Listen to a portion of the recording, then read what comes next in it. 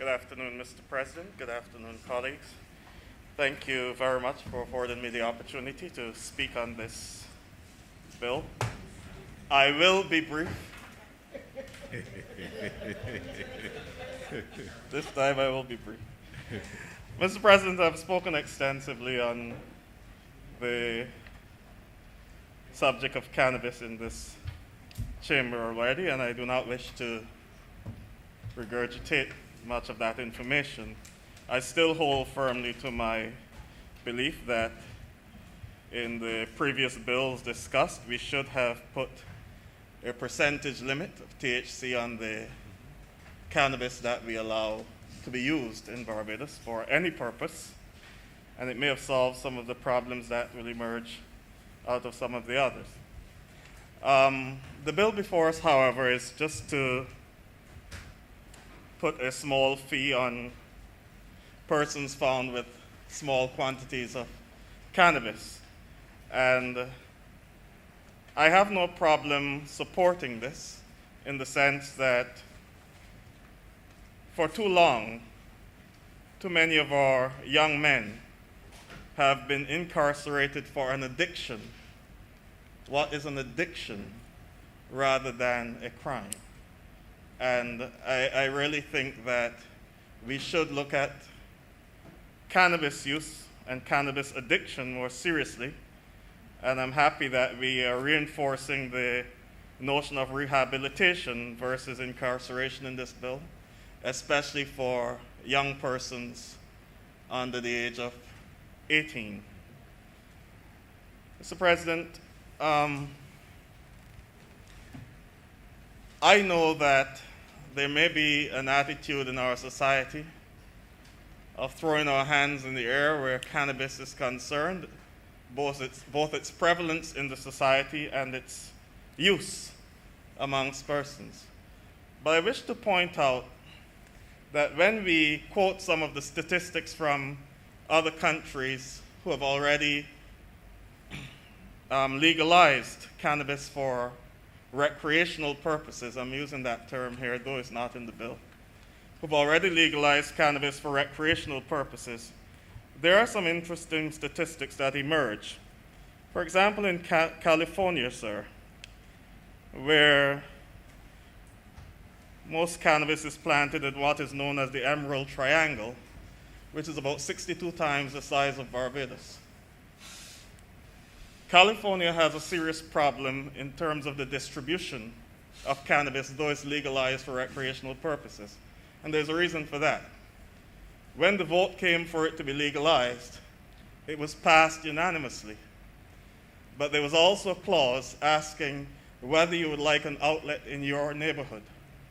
And people voted against that. And so there are very few outlets in California for the transmission of cannabis. Similar thing within the continental US, where because marijuana is not legal at the federal level, you cannot trade across borders. So it is believed that California in and of itself has about 10 years supply of marijuana just sitting down because it cannot go anywhere. I've just pointed that out to say that this particular legislation just jogged my memory about something, a little problem I had with the Sacramental bill when it came up. And it just highlights it even more. Under subsection 6.4 of the Sacramental bill, which speaks about cannabis for use at events away from the worship site. For those who may recall that bill, you can plant the cannabis that you will use at the worship site on the site, and you're only given permission to plant enough to satisfy the needs of those who worship there.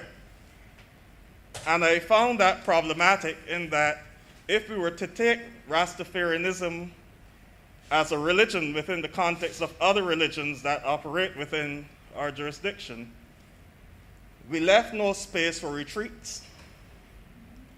A man can open a retreat house and decide that you can come and spend a week for therapy and reflection. But what was troubling in the sacramental bill, sir, is if you have an event, and again, because, as I mentioned at that time, because Rastafarianism is not, well, based on what the information that was given to us, was not clearly defined in terms of its religious forms, we could not say what an event is. So if a man decides that I will hold something like Reggae on the Hill as a worship session, the bill puts him in trouble, and it puts us in trouble, and it puts this particular piece of legislation in trouble. Reason being, sir, when someone is granted an exempt permit to have an open-air event, the person applying for the permit can carry enough cannabis to supply the sacramental needs of those who are there. If his worship site cannot grow more than the persons who normally worship there, but his open-air event is bigger than that, where is the extra going to come from? In the sacramental bill, it said where the extra is coming from. It's phantom herb. And I use that term because persons traveling to the event can carry 14 grams of marijuana with them. Where are they getting it from? Where is it coming from? You're not supposed to take it away from the worship premises. Marijuana that is passed in the medicinal marijuana bill should not be available for that purpose. So where is this 14 grams that every person going to an open-air event coming from? So this particular bill permits the police to stop people who can legally carry marijuana. And it doesn't say where it is coming from. And one of the questions I'd like to ask regarding this particular bill, sir, is, does this mean that the law will not actively pursue those who are responsible for putting this drug into the hands of our children? See, for me, it's about the young people. I recognize that adults are to be responsible people and can make decisions for themselves. But as I mentioned before, as a person who spent some time in the teaching service in this country, I have seen personally what cannabis does to little children. I've seen what it does to the minds of young men. I've seen them come to class and cannot function. I've seen how it has ruined lives.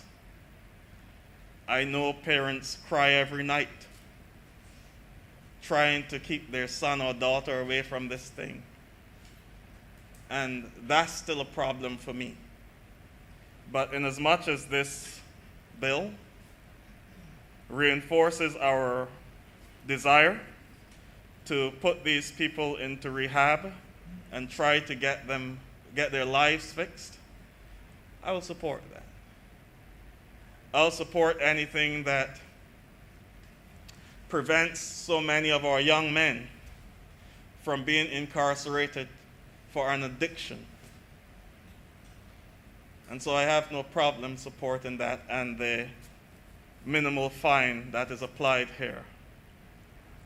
I just believe that there are some things we need to revisit, and I believe that we need to revisit some of those cannabis bills we would have passed before to tighten up some of the legislation within them especially the Sacramental bill. I think it is very loose to the point where I believe that even the Rastafarians now are a little concerned about it. And I think we should really tighten up some of those things, just for a matter of dotting our I's and crossing our T's. But as I said, sir, I do support the minimal penalty of the small fine, so that, and I would reinforce, however, that I believe that that rehabilitation should be mandatory, some form of rehabilitation for persons who are found with cannabis, because we know, it is not a secret, that it induces psychosis, and we just need to make sure that people are in the right place. There are some persons, as Senator Franklin said, will smoke marijuana all their life and it will do nothing to them. But we also have to look at that one little boy or one little girl who uses it once, and it affects them. And let us get treatment for them as soon as possible. Even the man, I know a young man who is convinced that the marijuana does him good. It is when he goes down to the mental and they inject him, that's the problem. And he argues with me, when I smoke, sir, I good, It's the things they give me down there. And I can't argue with him because I don't know what they give him down there and I don't know how it makes him feel. But I do believe that we should do all that is possible to try to rehabilitate all of our people and try to get help, because it is an addiction rather than a crime in and of itself. So thank you very much. Thank you very much, Senator Reverend Dr. Rogers. Senator Dr. Springer.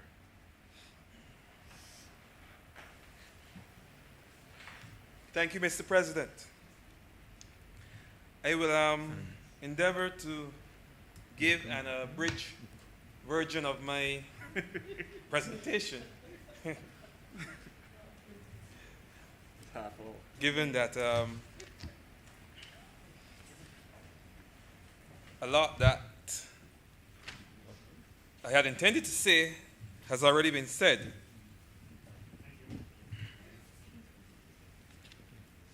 I want to start first by just giving the historical context of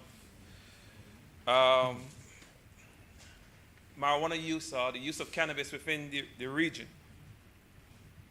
As a historian, I almost feel compelled to examine the history of use just to get a sense of the modern perception and, in some cases, the modern application of some plant species, and in this particular case of cannabis sativa. Now, the use of the plant that we refer to as weed or herb, marijuana, dates back to 3000 BC. This is on the continent of Europe as well as in Asia. Now, as I said this before, do not particularly like using the word marijuana, especially since I discover its xenophobic and racist origins. And I would have made the point when I spoke previously in this house that it was associated with the Mexican migrants coming into America, and also with black people in the 20s and the 30s. And treatment and the connotation of that particular word always carries some kind of racial prejudice undertones. Now, Mr. President, within the Caribbean context, we normally associate the use of cannabis, the use of marijuana with the Rastafarian movement. But in actual fact, as was said earlier in here today,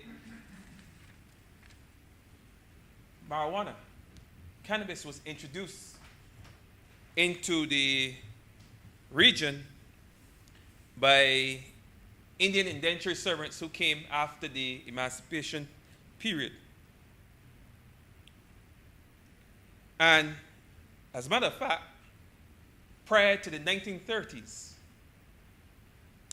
marijuana use was commonplace, especially in those territories where there were large Indian populations, Trinidad, Guyana, and to the surprise of many, Jamaica. There were a lot of Indians, still are, a lot of Indians, a lot of Chinese in Jamaica. You could go into a shop back in the 1930s and buy marijuana, and not just marijuana to smoke, but some of the byproducts that even the ones we use today, you could easily go into any shop in any village and buy these things. And yes, people smoked marijuana back in the 30s, but then let's just take our minds back into the 1930s just to get a sense of the type of living conditions that black people in the Caribbean and in Barbados were forced to endure. We were near the end of what historians refer to as the lost century. We just recently came out of a lost decade, but we would have endured a lost century between that period, 1847 to the 1930s, when nothing of anything positive, by way of amelioration, anything good was happening for black people. There was no social upward mobility, nothing. In fact, when you check the history books, there's hardly anything much written about that period after emancipation leading up to the 1930s. Black people were suffering. Perhaps the only escape some of them had from the harsh realities of their time might have been the use of the same marijuana. But that is really just an aside.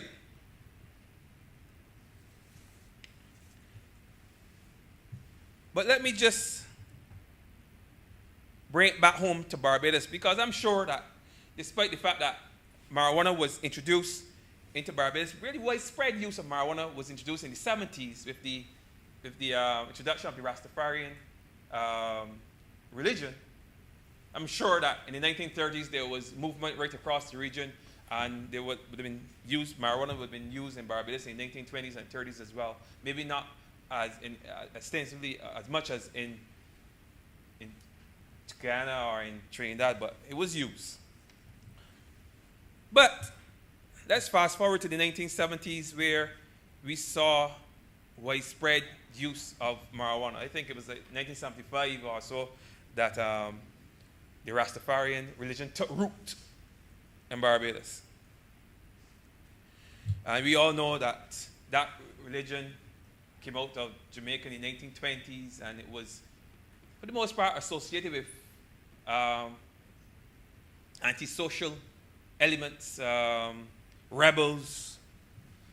It attracted society's most undesirable persons, most undesirable elements. So naturally, a religion and all the attendant behaviors such as that was not going to gel well with the conservative Barbadian populace at the time. So apart from the restrictions that would have been put in place in 1937 to ban the use of marijuana, we also would have had restrictions or rejection of this drug and its association with rebel behavior, antisocial behavior. We also had a full rejection from a vast majority of the Barbadian population. But the reality is many people use marijuana. Many people, all walks of life, smoke marijuana today. Even in Barbados, with our conservative nature, many Barbadians, and I'm telling you, use marijuana. And the truth is, and I said this before, marijuana is no more addictive than alcohol. It's no more addictive than tobacco. And these two drugs I just mentioned are very socially and legally accepted drugs. But we can think about it. Tobacco causes cancer and other respiratory, it causes lung cancer and other respiratory ailments. Rum, alcohol, it damages the liver, and it also results in a lot of persons engaging in violence. People get drunk and hurt themselves, hurt their families. You get a lot of this, and these things are not necessarily associated with the use of marijuana. I'm just trying to build a context just to work on the perception that exists out there towards marijuana, because that's going to be a hill battle, getting around the perception that is held about marijuana.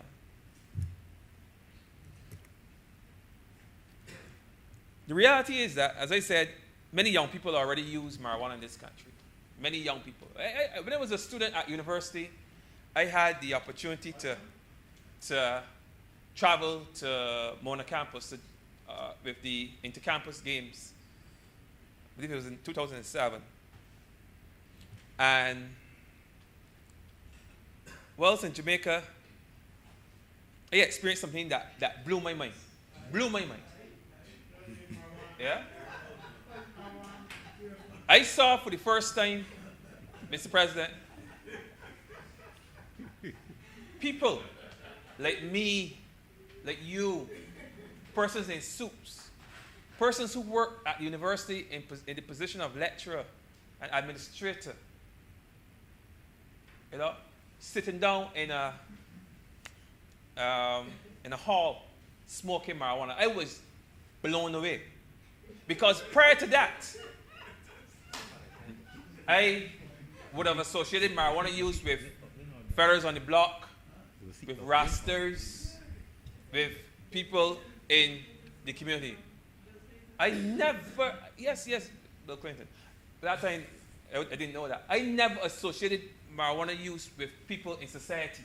It was a shock to me. Because I had some of the same perceptions that exist in Barbados today about who use marijuana. But the reality is that normal, bright, young people at university level and all levels use marijuana. Normal people, just like me and you, use marijuana. I've seen it all through my university life, and I was at university for a good while. Yeah? And in as much as there's a fear that it leads people into the use of harder drugs, I've not seen the evidence of it in this country. I've not seen the evidence to suggest that a person is more likely to transition into harder drugs like cocaine and dope and such like from experimenting with marijuana, and a person is likely to become a drunkard from drinking a shot of whiskey or a shot of rum or Guinness or Heineken, whatever drink these young people are drinking every weekend and every day in this country. I've not seen the evidence to suggest that. In fact, I see a lot more people, or just as many people, because most persons who smoke marijuana in this country drink a lot of alcohol as well. A lot of them. Young people drink a lot of alcohol. If it's not Hennessy, it is Guinness. A lot of it. So I don't see any evidence to suggest that there's a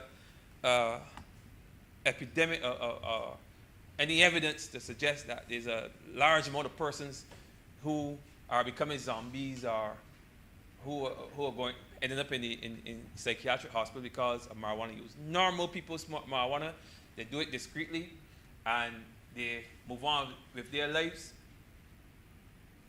and they live productive lives. I've seen that, Mr. President. And that's the reality on the ground. Now, this particular bill that we are debating here today is an attempt to decriminalize the use of marijuana in the event that a person is caught with 14 grams or less. Now, I'm a person who deals with people in the community. I see people every day, young people, they come to me for testimonials, they come to me for recommendations, they come to me for advice. Now I've seen occasions where people, as was even mentioned here today, went to apply for jobs. I had a young man came to me last year, he wanted to work in the Canadian Farm Labor Program. But he had, as he put it, a little charge. A little charge. Apparently he was, the police raided the area there and they held him and he had a spliff or something on him and they took him in and he was charged with possession. And he got the police certificate of character. He took it in. I spoke to the lady. The lady tried to explain to him as gently as she could. She would see what she can do and so on and so forth. But she told me afterwards that there was no way he was getting that job. No way. Because when those people see this, they see that he has a drug charge. Whether it was a spliff or he was a trafficker, it didn't make any difference. He had a drug offense on his police certificate of character, a blemish on his character that meant that almost disqualified him from being part of that program, from going overseas and picking tobacco. He could not do because he was held with a spliff, I think maybe 3 or 4 years previous. So this piece of legislation aims, amongst other things, to prevent things like that from happening. Because, and there are a number of different reasons why, I can list, but they were said here earlier, why it is necessary to perhaps move away from this idea of criminalizing our young people. And it speaks to a broader attempt by government to end the criminalizing of a lot of things that aren't worth going to court for. But this one in particular is interesting because people perhaps is of some belief that if marijuana is decriminalized in this country, or a system is put in place where rather than take a man and drag him before the courts, to charge him and drag him before the courts, you're going to give him a ticket so he can go and pay and continue his life as before, is going to create more drug users in this country. I just don't see how. How is it going to create more drug users? But they were smoking before. Many people smoking. Many young and old people smoking. And the fact that they're not going to get, because they see the police there, it's still illegal.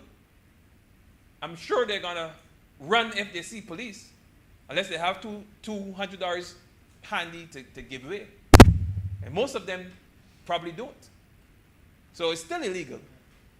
Right? So you're not going to go and say, no, I'm going to start smoking from tomorrow because now if the police hold me outside smoking on the block, I just have to pay $200 I don't have. No. That is a nonsense. And to contradict that belief in people's head is a nonsense as well. So I don't, so I just have to respond to that belief that we're going to see an uptick in drug use. And believe me, from as early as 2015, Jamaica decriminalized the use of marijuana, followed by Belize and Antigua, St. Kitts. All these countries in CARICOM decriminalized the use of marijuana. And you've not heard of any epidemic or any uptick in any of those places in marijuana use, because it has not happened. Now, I share the concerns for our children. I do. We may have very well put a greater effort into educating them into the use and the abuse of drugs. We may very well have to, because there's a perception out there that, this is almost tantamount to legalizing. And we don't want that perception to take root. So we may have to work on getting on our messaging to reinforce in people's mind that it is still illegal. Just not going to use those draconian methods that we would have used in the past, but it's still illegal. But I'm always conscious of the fact that children are very impressionable and they may not fully understand the law. And may more lean towards the understanding that someone outside on the street may have, that may not necessarily be the true understanding or the true definition of the bill. That's why I'm happy that if in, I think, section 6B,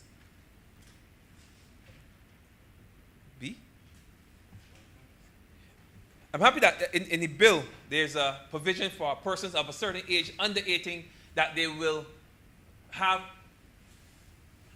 access to rehabilitation if caught with marijuana. If you're under 18, you're caught with a spliff, you have to undergo some counseling. I support that. It's not option.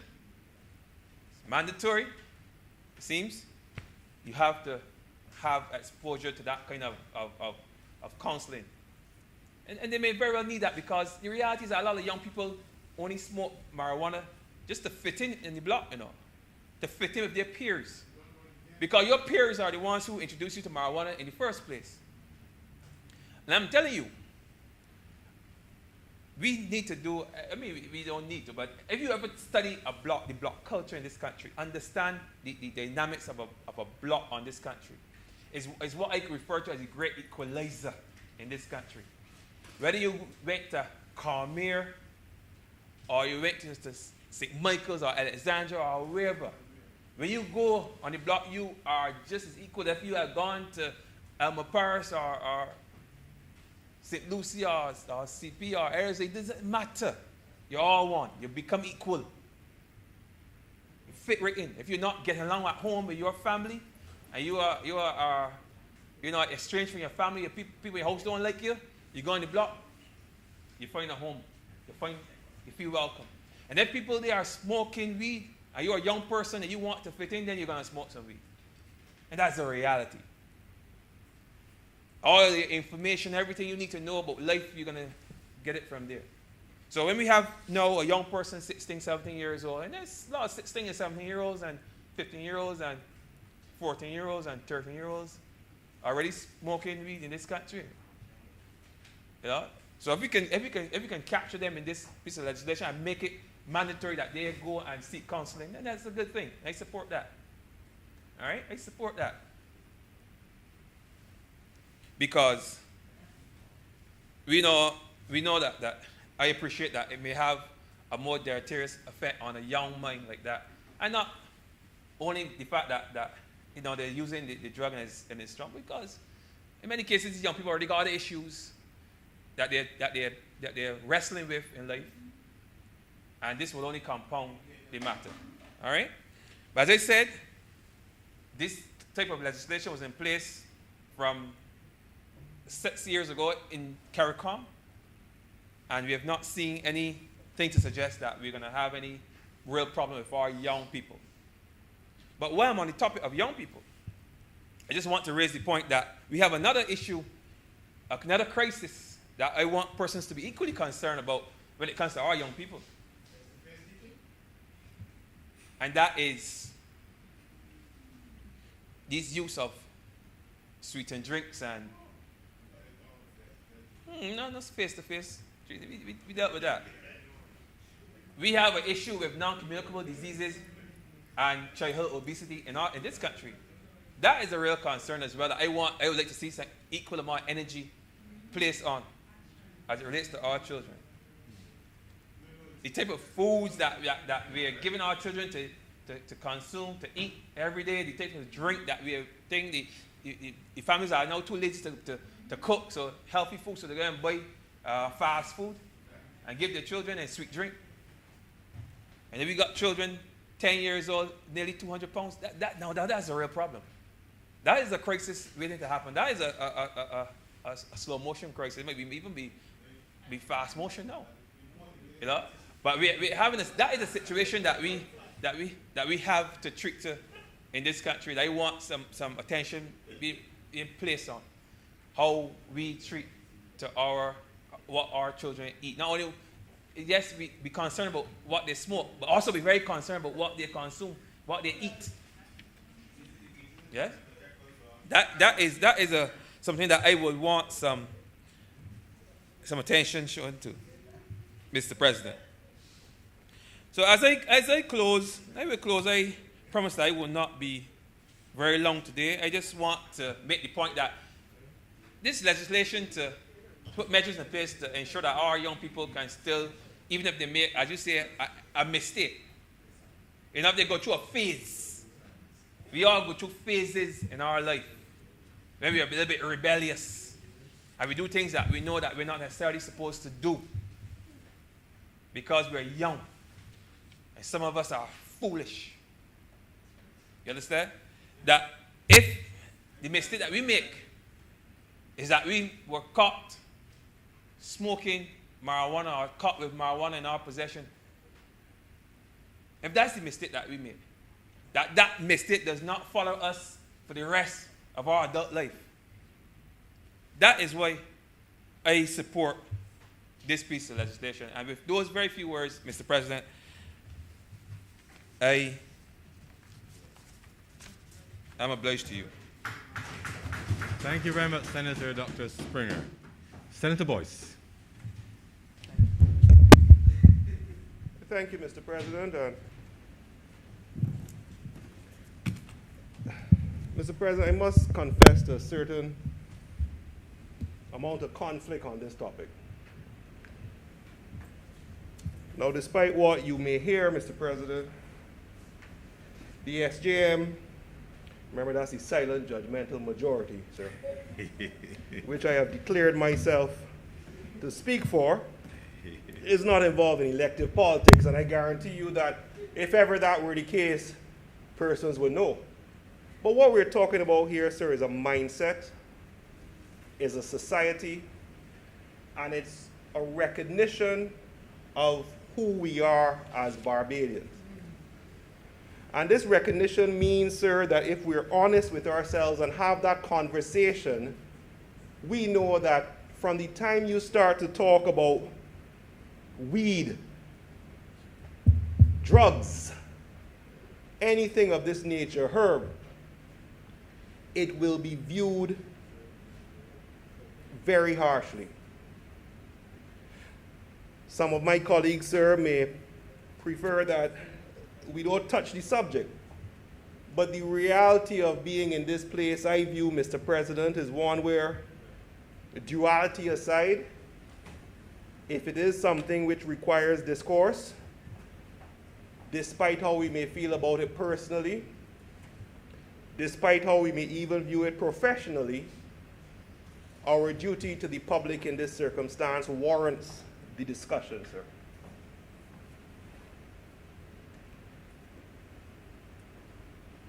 The fact is, the 2018 poll from CARICOM marijuana report stipulated a 63% favorable viewpoint of marijuana reform legislation. Sir, there are some who will say, get them what they want, in the colloquial sense, sir. Sir, in the 2016 Wickham poll, favored by the majority leader in this House, sir, the view was that 43% of Barbadians admitted to usage of the illegal substance. So, logically, the evidence says that the current deterrent policy is resulting in a 43% usage, and the Caribbean viewpoint is that 63% says, let's have another look at it, sir. And often we find in these circumstances that the views of the majority, and this is the difficulty now, sir, must be considered in determining policy while still being cognizant of the views and the rights of the minority. And what legal rationalization allows is, well, I can do one once I don't infringe on the rights of the minority. Some will say that the fact that we have allowed and legalized the usage for a certain religious sect imputes discrimination against those who may seek to use it for their own religious purposes, albeit not defined. But that challenge hasn't been raised as yet, Mr. President. Simply, what we can agree is that the evidence shows clearly from the sociological perspective that the deterrence model has not yielded much success with regard to uptake. The second point, sir, we need to recognize is that deterrence comes at a cost. This is a cost which is reflected.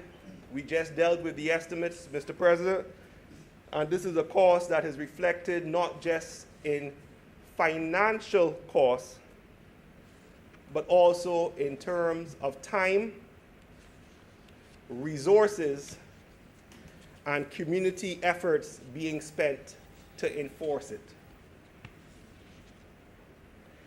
So the question is, sir, whether the proposed decriminalization, because we have accepted and we've heard time and time again, it's not legalization, which is supposed to go to referendum. The question is whether or not the proposed decriminalization will free up any resources for anything else. We recognize, sir, that the police force is already stretched in dealing with the issues at hand. In fact, sir, this will actually impact some of the lawyers who deal with these matters on a day-to-day basis. But I am yet to see anyone cry for lawyers, Mr. President, as sad as that may be.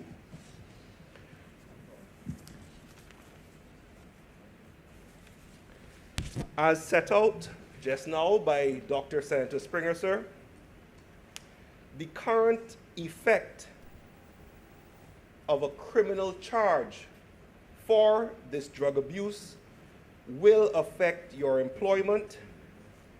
It will even affect your travel opportunities.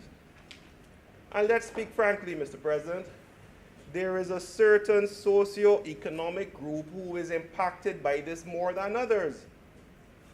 So it's all right to, on one hand, to say, well, this will lead us further down the path, and I recognize that viewpoint. Sir, as a bit of a sidestep, there's a part of me that loves the fact that Trinidadian author B.C. Pires wrote about the fact that you would get a ticket in the Barbadian airport if you stood up too long waiting for somebody when they came out and you blocked up the roadway, and that was the difference between Barbados and other countries. But when we recognize where that stems from, where that culture stems from, and the benefit of such strict enforcement stems from, we may want to revisit it, albeit still seeking to preserve the benefits. This is the issue, because too far left is right. But let me come back, sir. That's poetic waxing, sir. The point is, sir, if you are convicted currently, your future employment would be impacted, your future travel will be impacted, and your future place in society, if you are from a certain socioeconomic background, will be greatly impacted. My sociologist friends indicate that this has a long-term effect. Once you start on the path of a criminal conviction, it is hard to pull yourself back. So, sir, does this set you on a path? The question of decriminalization and the utilization of civil penalties still carries a certain stigma. It still carries a stigma. It might not be as much, but there is still the stigma, and there is still the societal values. There is still the societal value which say you should not do that. And we must recognize on who that duty lies to continue to enforce that value as Barbadians in terms of what we send and the message we send to the next generation, Mr. President. Senator Rogers has indicated that we cannot legislate morality, and we cannot certainly legislate the Barbadian way of life. It is up to us, one and all, to seek to educate, inform, and continue those traditions which make us who we are, Mr. President. Where will decriminalization lead us? Sir, only time will tell. The fears expressed may be warranted, but the data seems to indicate that they are not. For my part, sir, again, if you're doing this, recognize the availability bias, and you have to spend money on your education campaign. There are persons who will believe that they can now smoke willy-nilly once they have their $200 in the pocket. That's the message that will go out on social media. There are those who will take advantage of this to utilize it for whatever purposes, to see, look here, look what you have done. Your messaging has to be on point, and that messaging is important with regard to the most essential aspect, which is the protection of the younger ones. Sir, I was part of a program in which we were interviewing police officers from Seattle when they were dealing with the issue of legalization, sir. And what struck me was a senior detective saying that from his layman perspective, you're essentially putting something harmful out there. But having had time to meditate and consider the position, the drugs were always there. Your legislation doesn't create the supply, and it doesn't mandate the demand. The drugs will be there. What results in an uptake or decrease are your social policies, your educational policies, which are utilized to reduce the desire. And this is where we need to say, if you are taking this step, that the government has to commit itself to ensuring that there is not the resultant detrimental result, sir. So what efforts are we speaking about? Firstly, resources which are being moved from pursuing these petty convictions need to be channeled into going after the proverbial big fish. Some will say that we know who they are. Some will say that we don't. Well, hopefully with the money saved, let's at least pursue the protection and the enforcement of proper Class 1 drug interdiction, sir. Secondly, sir, the funding for the NCSA, National Council for Substance Abuse. they had me looking at the estimates, Mr. President. You know I declared my skill set. And sir, when I look at the estimates, the National Council for Substance Abuse has not been allocated an increasing funded for their increased role. But they're being told that they have to deal with young offenders. So if you're going to roll it out, do it properly. Give them the resources to deal with these young offenders, so when they come, it's not going to be just a waste of time. This would then help us when we go to speak to our family members, to our neighbors, to our imaginary party, sir, to say in good conscience, this step has been done, but these steps are being taken to ensure that there is less potential detrimental effects, sir. Most importantly, sir, we need to fund, and this is what the evidence says, we need to fund increased research-based prevention programs. You cannot make a move like this without making sure that you're funding evidence-based intervention. Evidence-based intervention is scientifically proven to reduce the desire and the uptake of the utilization of drugs. So if you're doing this, commit to the Barbadian people that you will fund this aspect of it. Use the money that is being saved from less resources to pursue the petty matters to fund this aspect, and therefore let us sleep a little easier when we have to make these type of choices. Sir, at the end of the day, the data shows that the current methods are not working. So we can say, let's try something different. If we try something different, I urge that if we see something trending in the wrong direction,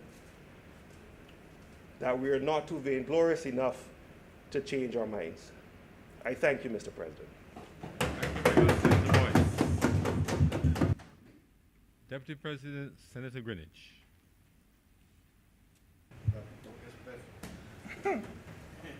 Thank you, Mr. President. I want to say a few words, sir, on this amendment to the Drug Abuse Prevention and Control Act, CAP 131. Let me repeat, sir. I want to say a few words on this amendment. I emphasize the word amendment because I want to stress that this is not a new piece of legislation which is being brought to the House. This is just an amendment. And the amendment, sir, recognizes the fact that persons, very young persons too, have gone to jail for very, very small amounts of marijuana.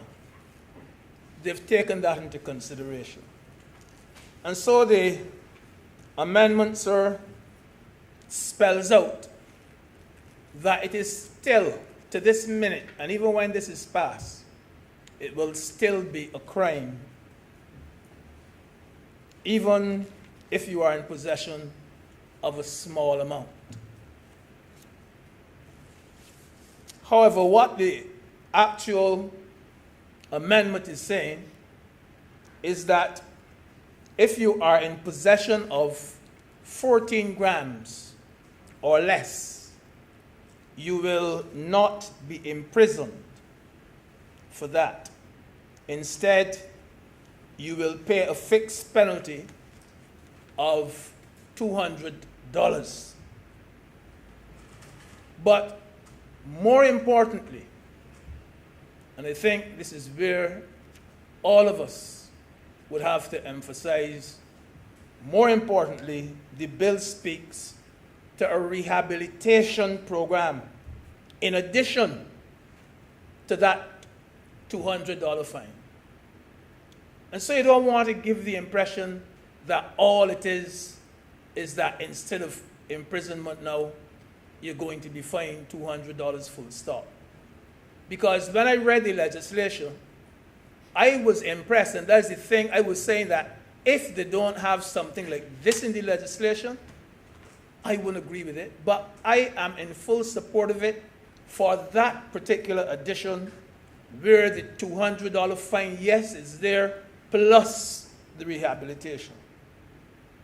So like Senator Rogers, it won me over. That won me over.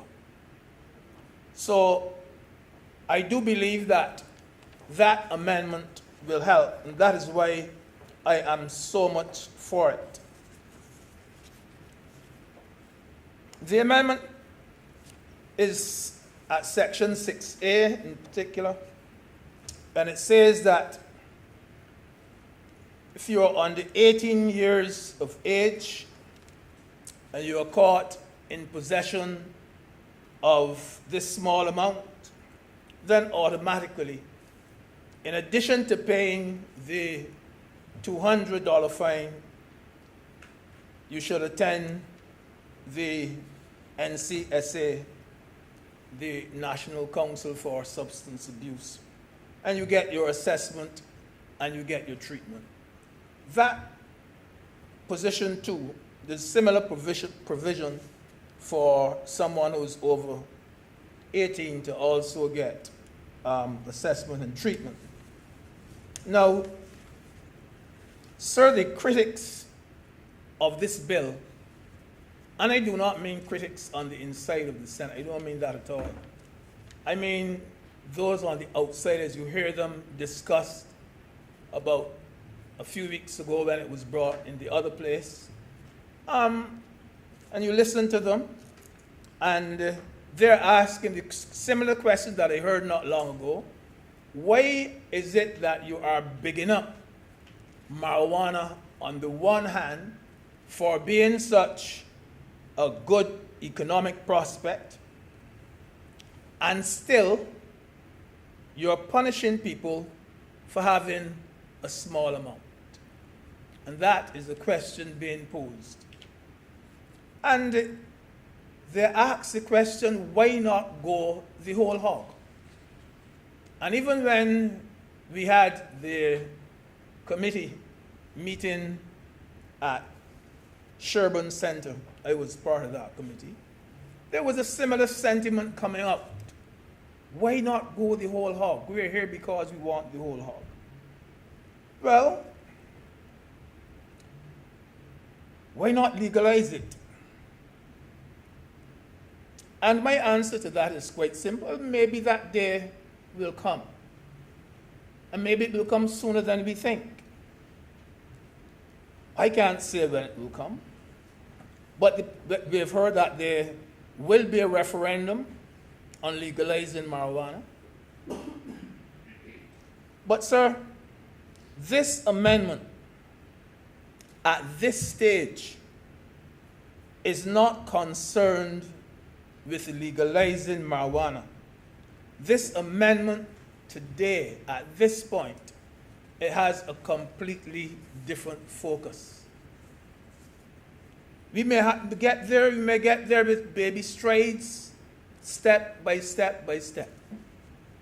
At this point, what we are concerned about is not the legalizing of marijuana. So, I recall Senator Franklin earlier, who was giving reasons why it shouldn't be, and he was using instances where people told him this and people told him that, where we can't prove. And we don't know whether it's the gospel, not from you, sir, maybe you did hear it, but what you heard, whether that was the gospel. And that is the thing.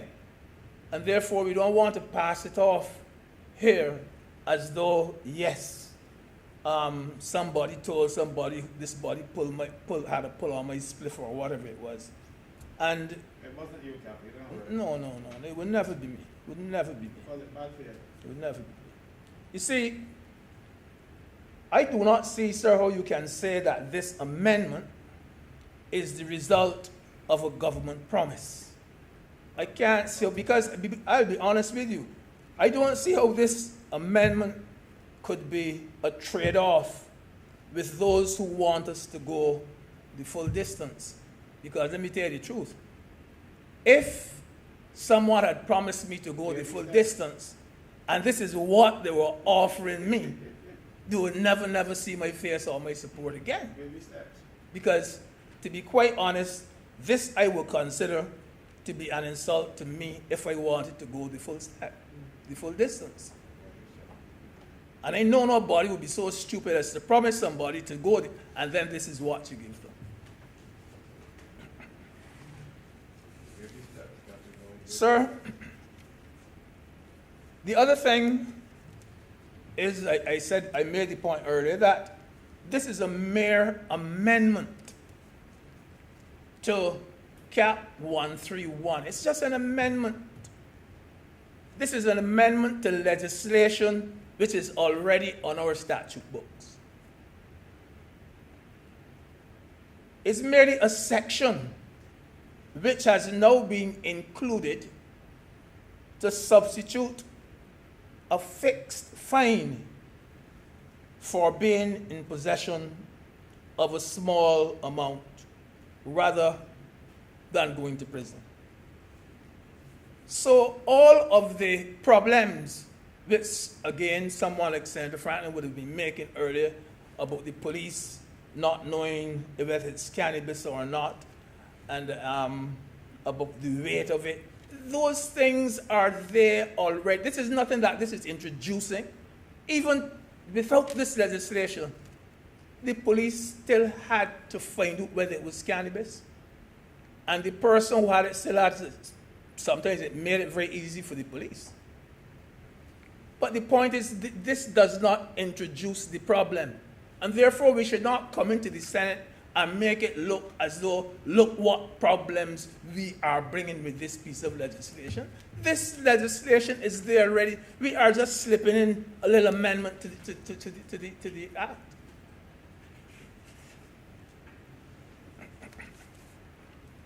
Simply put, Mr. President, we are saying that, and we know it, all of us in here, we know that as a result of, my grandmother used to say old-fangled. She had that rule. Old-fangled, antiquated, and kind of outmoded thinking. As a result of that, we know that some 17-year-old and 18-year-old young men have been incarcerated for spliff. We know that. And we know, as Senator Boyce and others have said, that their future would have been ruined by it. We know that, sir. For some of them, I agree that it is like being buried alive. When they're at the height, of their adolescence, that you're going to take them for this one infraction and you're going to throw them in jail. And some of them have never recovered from that first incarceration. They've never recovered from it. That one instance, that one mistake they made, and they're like buried alive for it. And we have always heard, sir, that the punishment should fit the crime. Heard that on numerous occasions. So, what we're saying, and we're asking that in today's Barbados, is it appropriate that a 17 or 18-year-old youngster should serve a year in jail for having something like a thimble full of marijuana? This is what we're asking. And this is what this particular piece of legislation is asking, and this is what it is trying to cure. Someone of that age, this time of our development, do you think it is right for that person to serve time in jail for it? You see, sir, we have to realize that some of those sent to prison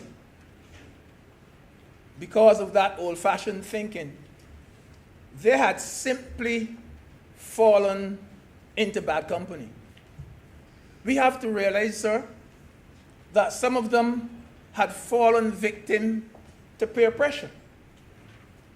We have to realize, sir, that some of them had merely made bad choices. So the question we have to ask now, and this is what we're asking, can we reach the same destination, the same balance, by taking a different bus? And I don't mean the prison bus. Can we reach the same destination by taking a different bus? Can we send a message to Barbadians, especially young Barbadians, that at this stage of our development, the use of marijuana for recreational purposes is still against the law? Can we send them that message? The answer is yes. We can send them that message. And this is where the legislation, the amendment, is being innovative. We are saying here, you are doing wrong, yes, you're doing wrong. Still in the eyes of the law, you are doing wrong, yes. But we are not going to use the proverbial hammer to kill a fly. We are not going to use the proverbial hammer to kill a fly.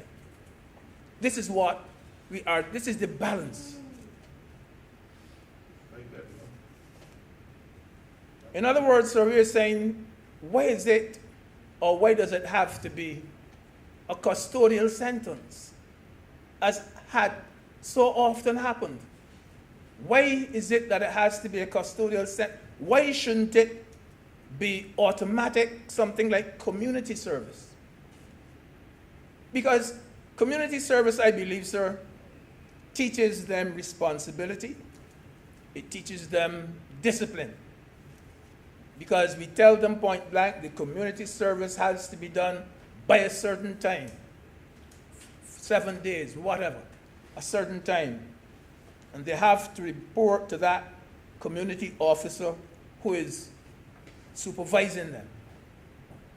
And I believe that that kind of punishment would have been far more desirable for their character building.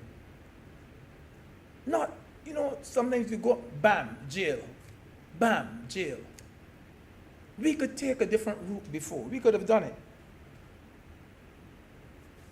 You don't have to use that hammer to kill a fly.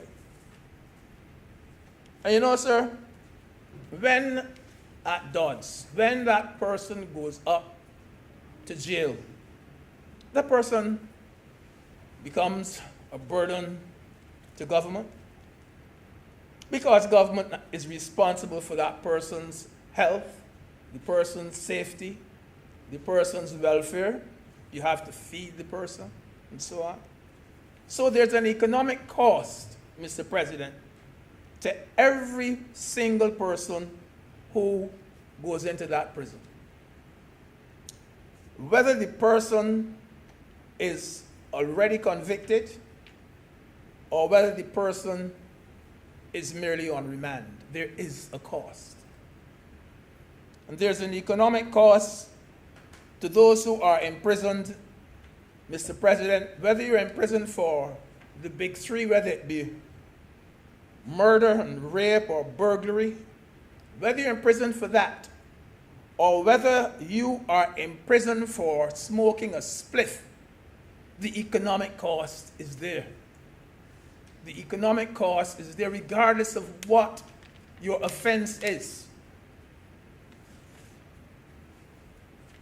The other thing, sir, is that we live in a very judgmental society.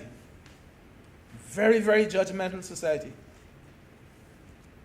Barbadians, all of us know, in fact, I believe it's much wider than this country alone. We regard going to prison, sir, worse than if you had a fine for the same offense. We're very judgmental. People who end up in prison, sir, are regarded in a totally different light than those who are fined. the single mistake of having, and we heard Senator Boyce mention it, we heard Senator Springer mention it, the single mistake of having a little thimble full of marijuana can have lifelong consequences. Can go on your record. You're lucky if you'll ever find a job. What people didn't say, I make bold to say it too, is that no father or mother wants you, young man at 17, to have a relationship with their daughter if you've gone through those doors at Glenderry or at Dodds. Because you are considered to be a jailbird. A jailbird. In the eyes of Barbadians, even if, Mr. President, you spend 14 days on remand, you've gone to jail. Sir, even if when your matter is tried and you are acquitted, you went to jail.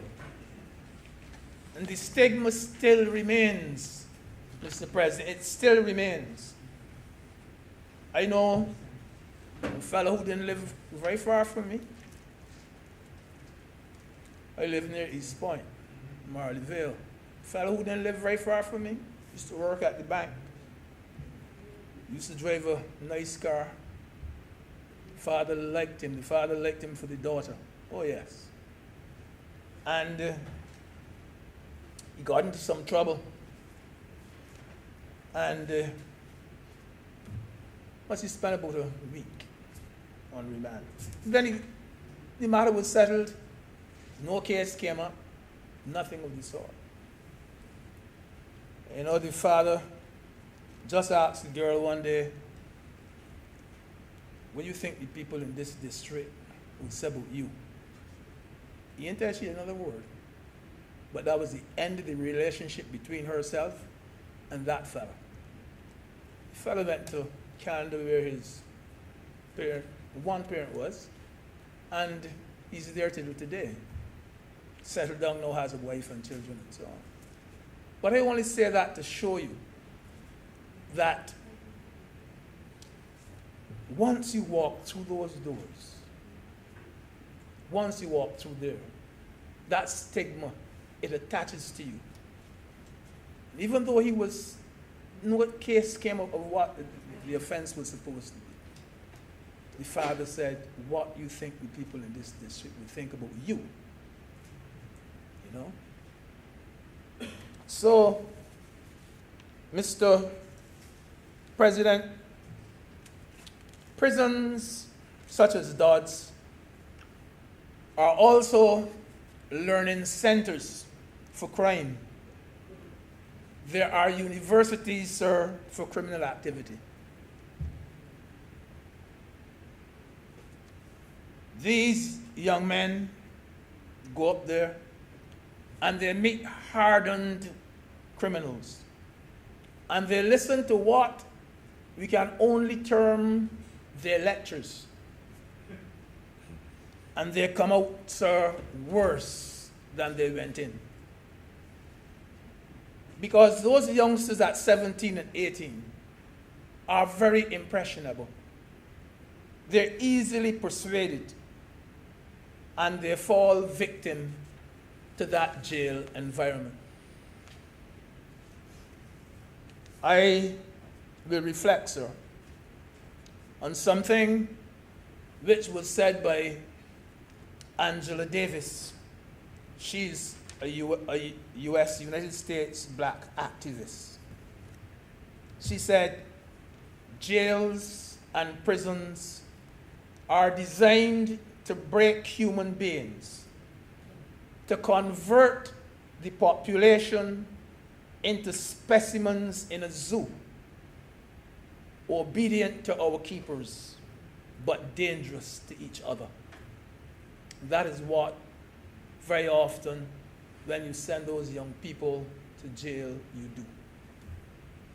designed to break human beings, convert the population into specimens in a zoo, obedient to our keepers, but dangerous to each other. And as I said, sir, for me, Mr. President, the most important point in the legislation is that requirement for rehab. I think, sir, that that section speaks eloquently to the aim and the objective of the amendment. We have to realize, sir, that rehab goes hand in hand with the fine. Rehab goes hand in hand with the fine. The fine by itself, Mr. President, may make very little impression. Because as Senator Boyce has said, once you got the $200 in your pocket, you can, without that, it means very little. The legislation only makes sense, sir, if we can pull back that young man, that young guy who is on the street, if we can pull him back from destruction. And we are attempting to do it in this amendment. Like Senator Boyce too, I believe that the rehab program can make a difference.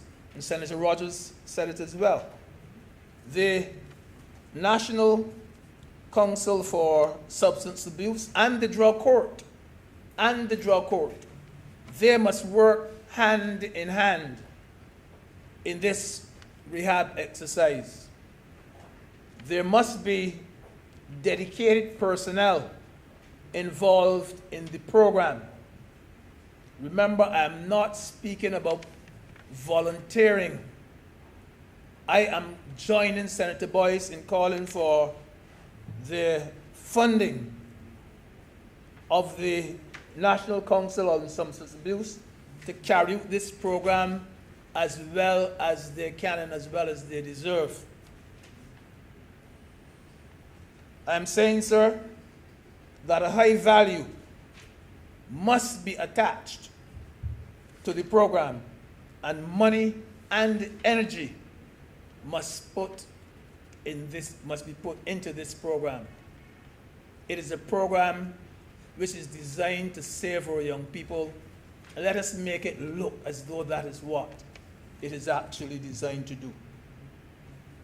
The success, Mr. President, of the program should not only be based on how few persons are now being sent to DODS. It shouldn't be based on that, sir, but it should be based on how many of our young people this program will rescue. Mr. President, with those words, I'm obliged to you. Thank you very much, Deputy President Senator Greenidge. Senator Sands. Thank you, Mr. President. I assume I'm probably the last speaker to make a contribution on this bill, and I guess that is a blessing. Okay, well, based on the speeches that were made before my presentation, Mr. President, what I've heard in this honorable chamber, good information, for the most part.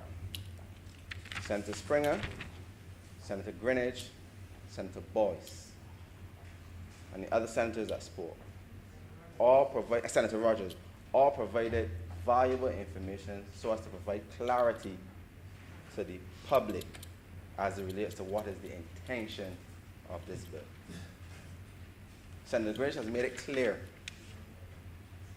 this bill does not change the legality of marijuana. Marijuana is illegal today, and even after this bill is passed, it will be illegal tomorrow. And that needs to be made clear to the public, because I am a young person, and my journeys in this country, I've listened to the conversations that are being had in respect to this bill. And there's a preconceived notion that this bill is seeking to do the exact opposite, which is to free up the weed, as the young people would say. That is not the case. This is a responsible government. We understand that there are issues as it relates to marijuana, as it relates to the psychiatric effects that it can have. We're also aware of the economic effects that it has. But at the end of the day, a judgment call must be made.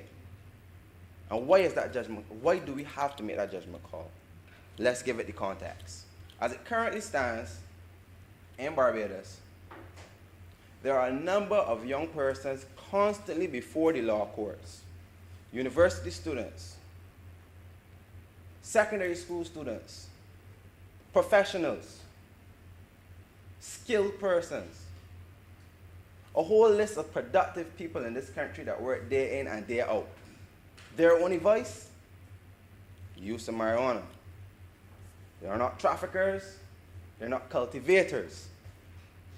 They just like to smoke marijuana. This is a fact. I am well aware that everyone in this country knows somebody that went before the court for the use of marijuana, and they will buttress the statement by saying, but he didn't a bad fella. But the law, as it currently stands, suggests that if he is found in possession with 14 grams or less, he is liable to be charged for possession of marijuana. Now, as the law currently is, if you go before the law courts, once you're arrested and charged, and you go before the law courts, on the first occasion, you may be given some leniency from the court. But if this is your vice, and the first time you get out scotch-free, in other words, you do community service, or in some instances, just get reprimanded and discharged. You get a blight, as the young people will call it. But because it's your voice, you might come back again before the law courts. And again before the law courts. The leader of government business indicated that there was approximately 4,000 cases for drug offenses in 2019. That is a lot of matters. He didn't break down whether or not there were possession, trafficking, importation. But the point is, there are a lot of drug offenses in this matter. And if of that large sum, some of them is possession for productive people, for people in this society that, for lack of anything other than the fact that they just have a vice for the use of marijuana, but they're not violent people, they're not dishonest people. People that are seeking to make contributions, paying taxes, doing everything that is necessary to keep this country going. But their only vice is the use of 14 grams or less. The question is asked, looking at our laws, is this the best we can do to address an issue where the deterrent is a criminal conviction in circumstances where it is not relatively effective because we're having these laws in place and persons still coming before the courts? So put it in layman terms, a man can do what he want to do regardless because that's his voice. So this legislation here has at the core principle of it an issue of rehabilitation. So this government is not saying, oh, if that's the voice, let the fella do what he wants to do. No. We are not in the business of whether or not we want or don't want a person to use marijuana. We are not in the business of permitting them to use marijuana. That is not the table of discussion.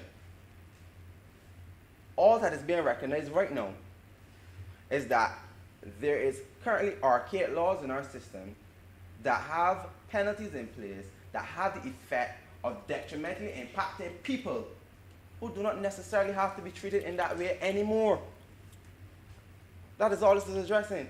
Changing not the legislation as it relates to the legality of weed, but specifically looking at the way in which persons are dealt with for breaches of the law.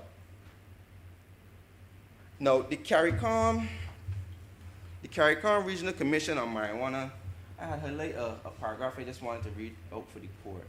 For the Senate.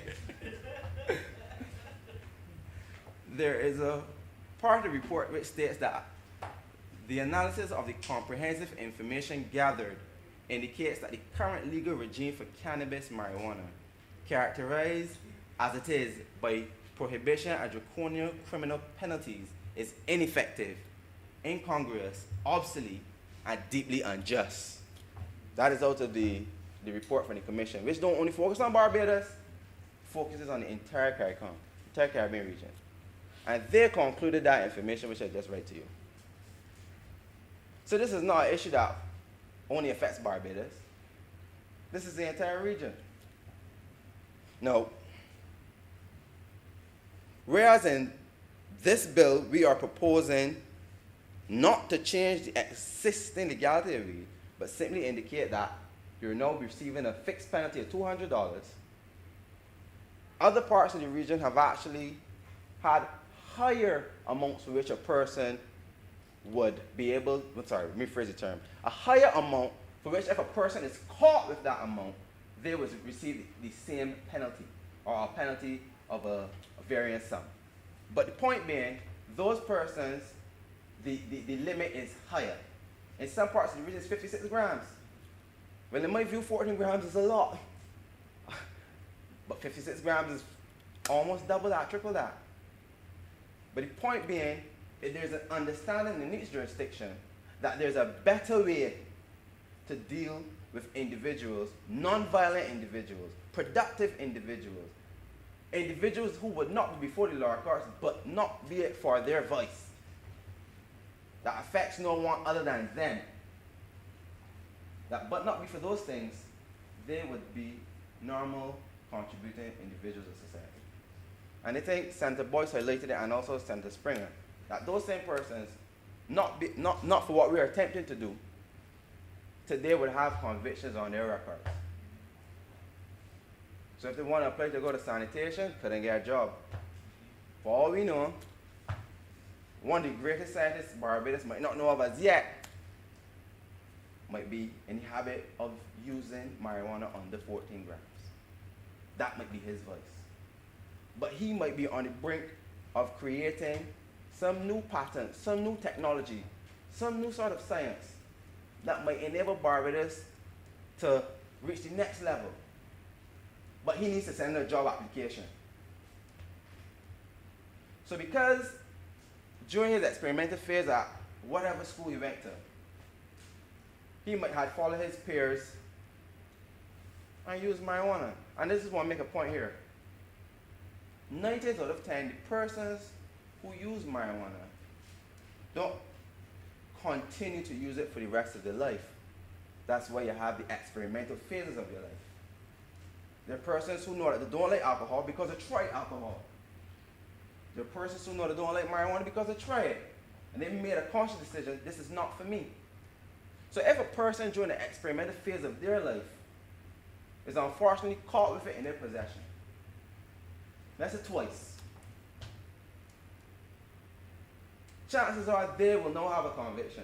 So my scientific example now, the person who's a scientist, the example that I'm raising, he's one of those persons that are now caught with the substance twice. So the first time he threw himself in the mercy court, the second time they're going to have an excuse, and he has a conviction.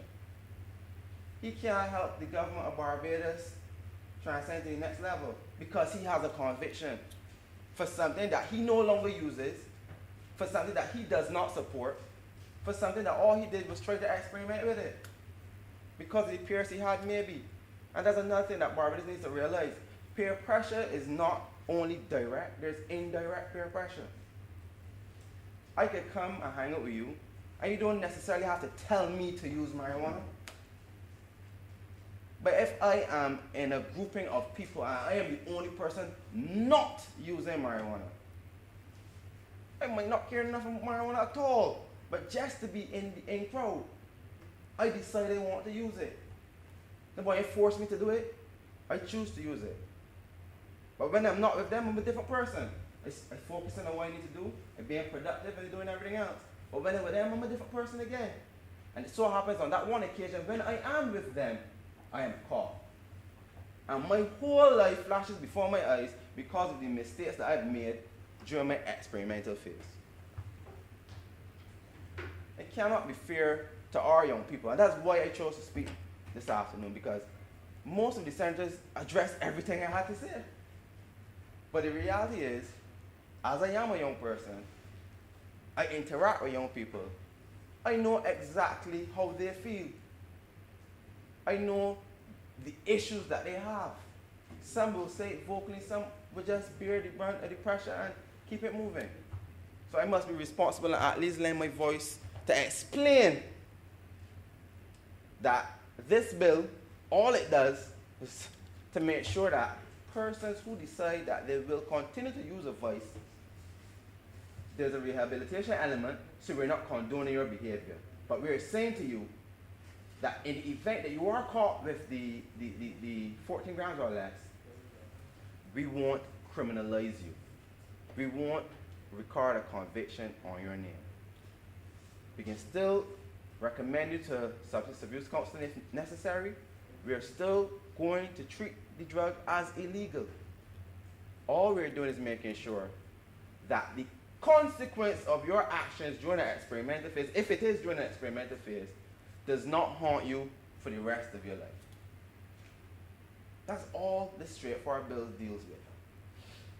Now, there was another thing that one of the senators had highlighted in his presentation. And it's normally a pleasure to listen to him speak, because I started to wonder. I know he said that he's a lot of things, piece of lawyer, piece of this. I also wonder if he's a fictional novelist, because a lot of what he presents is truth mixed with fiction. So I ask myself, is it intentional, or is he just exhibiting one of the true traits of a fictional novelist? I'm not certain. But I ask myself those questions, because he addressed one of the issues in the bill where he was saying that, I just made a note here, how police will know if it is cannabis when they're issuing the notice. And he attempted to try to start the nest there to suggest that this bill will not create further issues for the police. But the reality is that without this bill, the police still operating as though the drugs is illegal, with or without the bill. The difference is that when the police confronts a person who they reasonably suspect to be in possession of marijuana, if that person says to the officer, well, this is breadfruit tree leaves or banana leaves, this is not illegal substance, that person would then have the right to say, well, look, I want to go to court and defend this.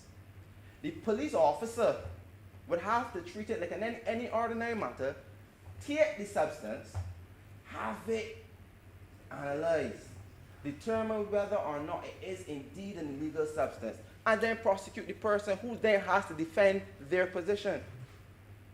With the bill, the situation is still the same. If the officer confronts me and tells me he suspects me to have marijuana, I will either tell him, officer, you're right, you get me, serve me my notice, and then go along my merry way. Or I will say, no, officer, I don't agree with you. And at that time, he's treated as though he is objecting to the situation, and thereby then he would then have to go through the prosecution process. Because he's saying he does not have marijuana, he's not accepting the notice as it stands because he disagrees. And therefore then he's challenging the situation.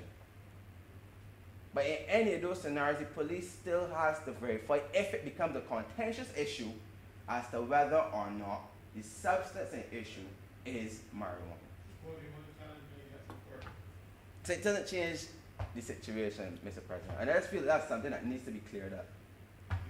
No. Mr. President, as I indicated, there wasn't much more that I had to add to this debate, because I think that all of the other senators that spoke addressed all the issues, both from a social impact and an economic impact. So with those few words, Mr. President, I support this bill and I'm obliged to, sir. Thank you, Senator. Senator Misdemeanor. Thank you, Mr. President. As usual, I will be brief. Mr. President, having listened to the lawyers speak in this chamber, I'm a little bit confused. And I thought that by now it would have been clear to me whether when one is stopped by an officer of the law and he suspects that the vegetable substance you have is marijuana, and he gives you a ticket. If like a parking ticket, you can walk off with produce, or does he confiscate it? And I would like to have some clarity on that. Because if it is not, if you are paying a fine for the possession, well, do you keep it or do you surrender it? And, Mr. President, from a personal level, and I know that we are not debating whether marijuana is good for you or not, I have seen the effects of addiction in young people, and not how it only affects them, but their relatives. And sometimes the suffering doesn't end with the treatment, because the consequences of the addiction sometimes changes a person's life forever. Senator Sands, I believe, mentioned the effects of having a mark against you for employment by having a criminal conviction for drugs. But Mr. President, there are some jobs where I would like to remind everyone, your mark is not in the court, it's in your drug test. So whether you have a mark in the court or not, when you are tested and your drug requires for security reasons that you be clean, you will still not get the job. So it will not improve your employment prospects. So we must not stand here in this chamber and somehow make people believe that it lessens the problem. It does not.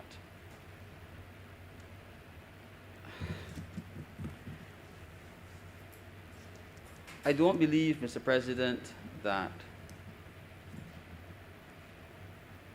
it is unexpected that we would be here.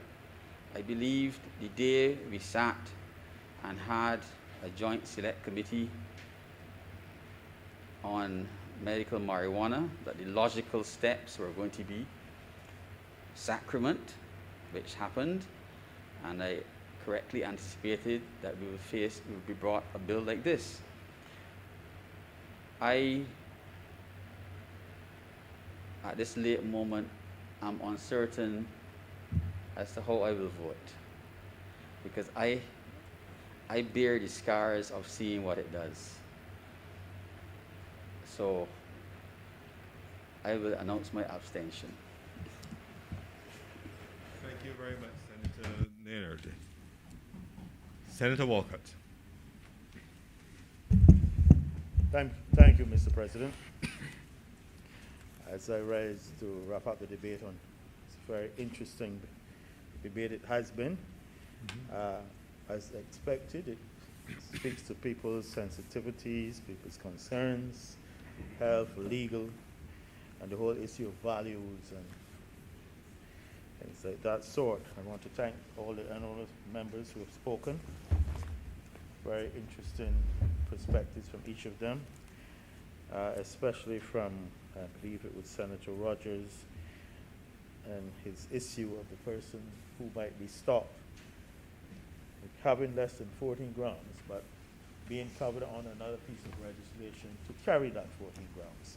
And certainly these things need to be addressed, and there's obviously some revising, reviewing and revising that would be necessary. And certainly Senator Boyce, who made some very important points, especially in terms of the messaging and the need to get the message right.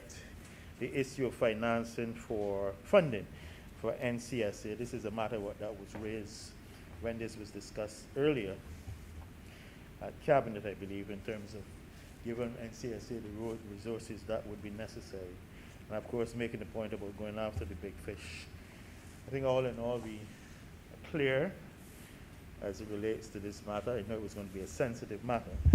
Mr. President, I said I want to thank all members who have spoken. Expecting, as I said at the outset, we've heard the evidence. I'm not going to go over it again as it relates to the punitive measures and the prohibition, if it is working or not. Mindful of the psychological effects and all of these things. But sometimes we have to make a choice. We have to do the balance, we have to come to a conclusion. And I believe it's the government's perspective at this point in time that we want to be going in this direction. I want to therefore move that this bill be now passed a second time. Be now read. The question is that this bill be now read a second time. Those honorable senators in favor, please say aye. Aye. Those against, please say no. We think the ayes have it.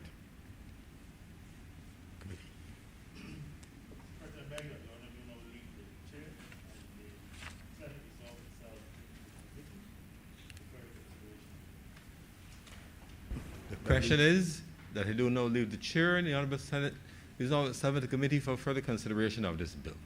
Those honorable senators in favor, please say aye. Those against, please say no. We think the ayes have it.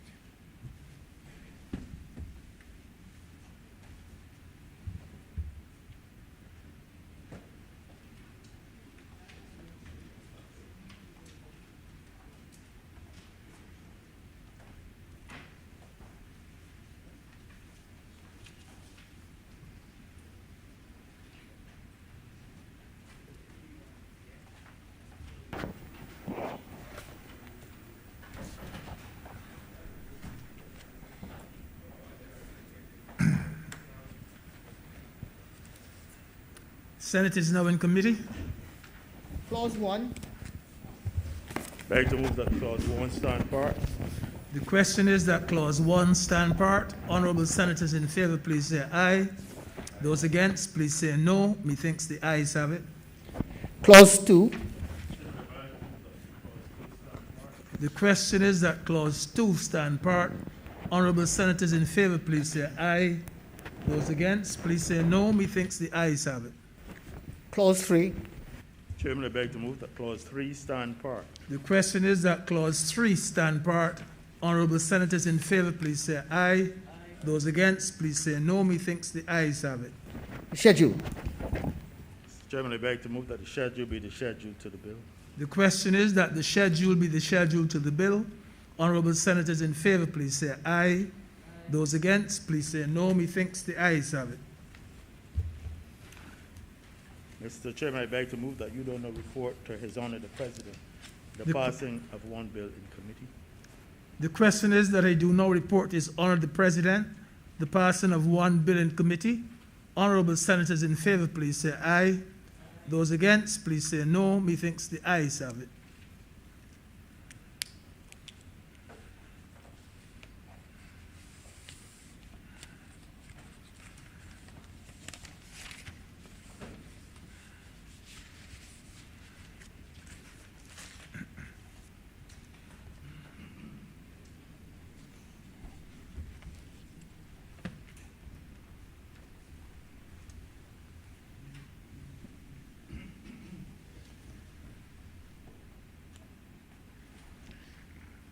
The chairman has just reported to me the passing of one bill in committee.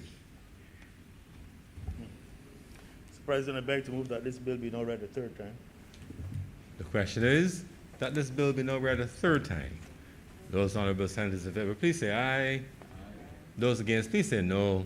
Methinks the ayes have it. Mr. President, I beg to move that this bill do now pass and be cited as the Drug Abuse Prevention and Control Amendment Act 2021.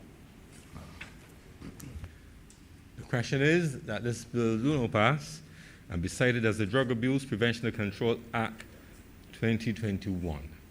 Those honorable senators in favor, please say aye. Aye. Those against, please say no. Methinks the ayes have it. This bill is so passed and so cited.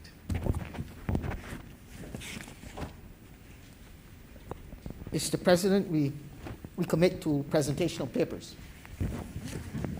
Presentation of papers. Mr. President, I'm commanded to lay the Barbados Economic and Social Report 2017 and the 16th Actuarial Review of the National Insurance Fund, Unemployment Fund, and Severance Fund as of December the 31st, 2017. We commit, sir, to reports from select committees.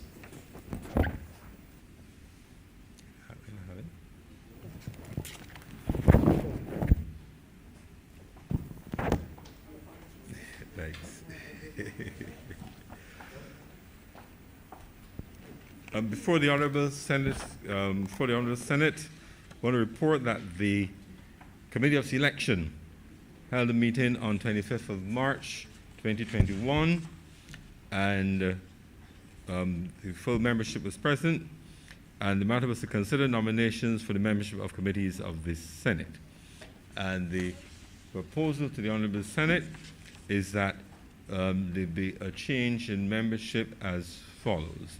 Senator Damian Sands will cease membership of the Standing Orders Committee and is nominated to serve on the Library Committee.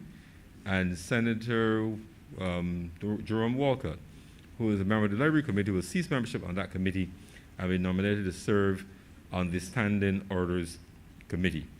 The proposals for that direct switch of membership were unanimously agreed to by members of the committee. The Committee of Selection hereby supports this report to the Honorable the Senate for the change in membership of Standing Orders Committee and the Library Committee.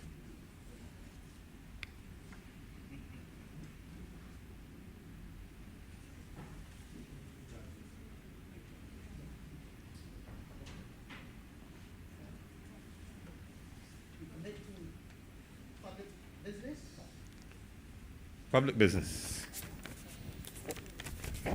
Order number 5, sir, in the name of the Honorable Leader of the Senate, to move the second reading of the Anti-Corruption and Anti-Terrorism Agency Bill 2021. Thank you, Mr. President. Mr. President, I will try to be fairly brief with this bill at this point in time.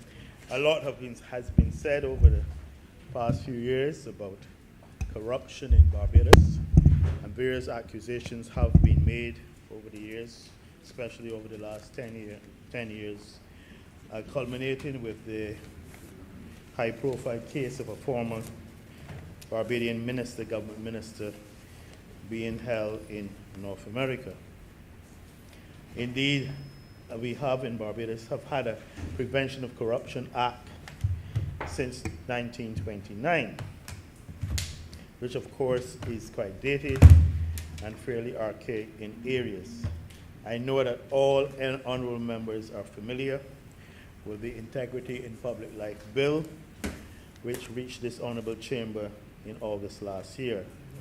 But this evening I am not here to deal with that. Our purpose here is a bill to provide for the establishment of an anti-corruption and anti-terrorism agency to investigate acts of corruption and terrorism and to provide for related matters.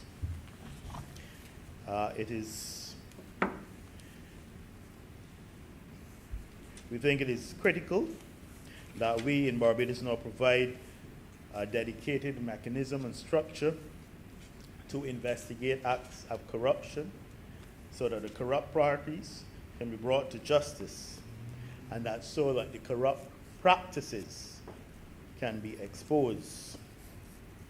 I say at the outset, and for the benefit of my honorable colleague on the other side, it is not the intention to strip the police of its investigative role and powers as far as corruption is concerned. However, it is very clear to all that there's need for a strong multidisciplinary team of experts with forensic skills in such areas as accounting, detection, and interdiction, and who will be able to make an impact in rooting out corruption in a way that the Royal Barbados Police Force has not been able to do so thus far. Hence, the agency will be responsible for the investigation of corrupt practices, the preparation of case files, while the power of arrest will still remain with the Royal Barbados Police Force.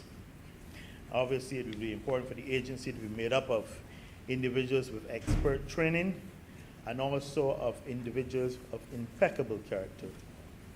And obviously, they'll be required to undergo polygraph testing, etc., at the standard intervals so as to ensure the integrity of that agency. Given the limited resources available in Barbados and available here to the country, it is considered that with these requires specialist skills, it will be important for this agency to also have a concomitant focus on terrorism risk and potential terrorist activity. Hence, it is being called the Anti-Corruption and Anti-Terrorism Agency. In this regard, it will also work collaboratively with the RBPF and the Financial Intelligence Unit. Mr. President, in Part 2, you can see the principles are 3. The principal objects of the Act: A, to establish an agency which will have sufficient operational independence and autonomy and be dedicated to combating corruption and terrorism in collaboration with strategic partners and law enforcement agencies, whether within or outside of Barbados. It is expected it will promote the strengthened measures for the prevention, detection, investigation, and prosecution of corruption and terrorism, and to thereby enhance public confidence so that the perpetrators of corruption and terrorism will be brought to justice without undue delay, and indeed promote and protect public safety and national security.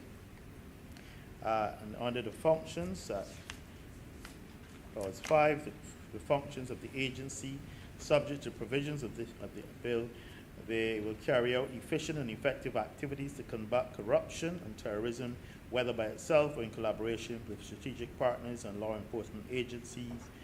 It will implement measures for the prevention, detection, reduction, and mitigation of the consequences of corruption and terrorism. It will receive complaints in relation to alleged or suspected acts involving corruption and terrorism. It will investigate alleged or suspected acts involving corruption and terrorism, prosecute offenses relating to corruption and terrorism, gather, store, process, analyze, and disseminate information that is relevant to activities to combat corruption and terrorism, collaborate, cooperate, and coordinate intelligence and other activities with any other person or authority, whether within or outside Barbados, in order to prevent, detect, reduce, or investigate corruption and terrorism, and carry out other such functions as may be conferred on the agency.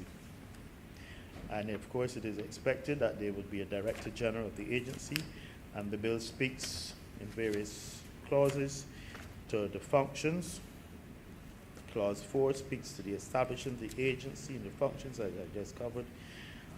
Clause 7 speaks to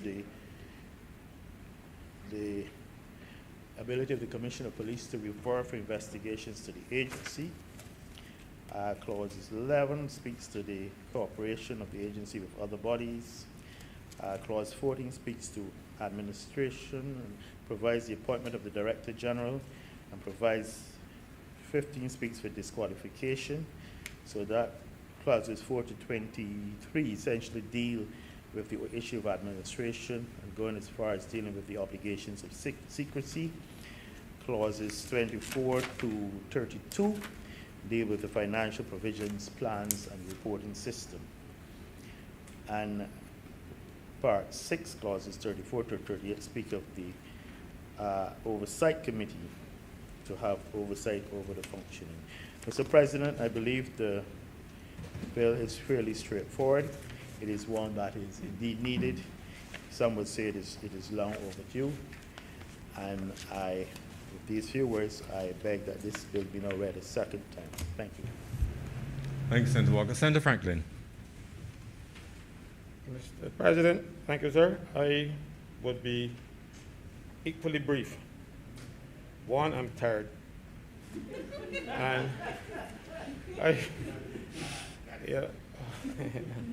And I was here going back over my old notes from the pesticide thing, because I thought, but what do I know do? She's not very tired, but this may take her to be tired, I'm going to be tired next time. Mr. President, I have no difficulty with the purposes of this bill. All right?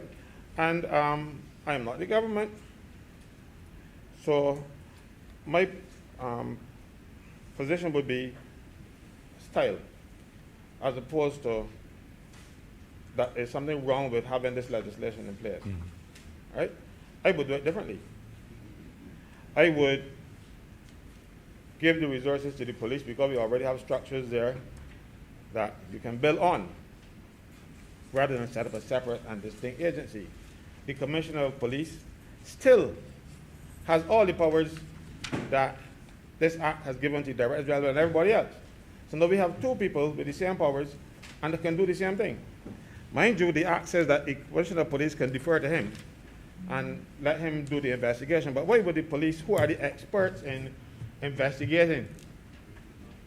You know, no, that's what I'm saying. You should give the resources to the police so that you can have, because police are not just traffic people, stop traffic, direct traffic, go and check a couple of fellows who beat people and or go and catch a couple of murderers. A lot of these young policemen nowadays are very bright, you know. There's some policemen I know, even one that was providing security here last time around, he has degree people got degrees and stuff. They're not idiots. So you were looking at the days when police used to be, the qualification was you had a 5'8", you know? That'd be 5'8", and very little more after that. That's not the police force that we have nowadays, but we are treating them that way. All of these things, and you are now setting up another structure, pay a lot of money to give people powers that the police already have.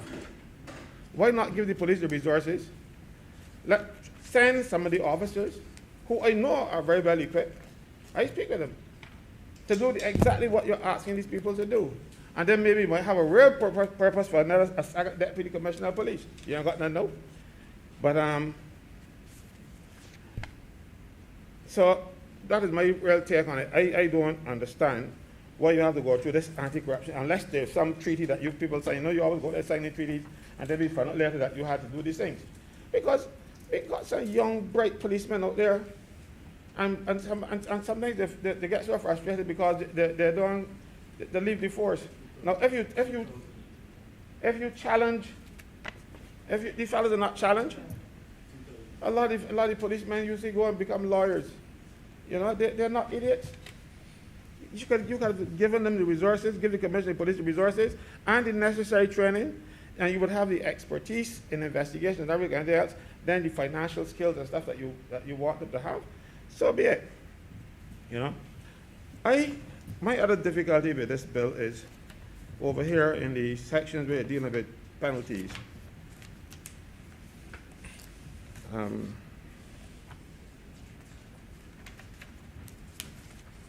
The general penalties, you deal with, on summary conviction, $100,000 out of imprisonment for 5 years.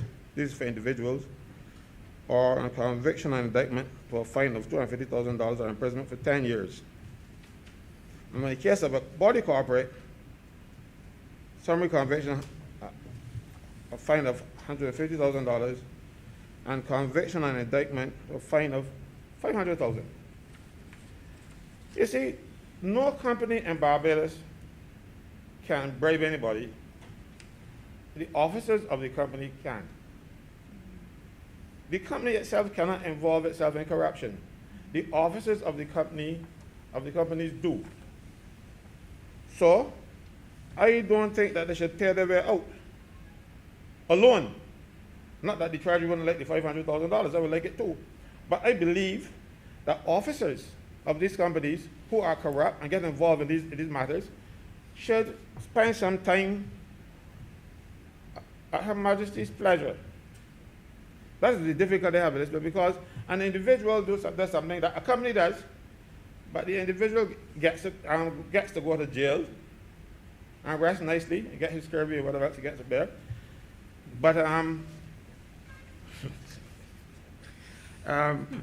but an officer of a company who does the identical thing, his company pays a fine and he walks away scot-free. He might get fired eventually or whatever else might happen, but I feel that somebody else should face those gates for doing what an individual can do. That's one of the main things that I have difficulty with.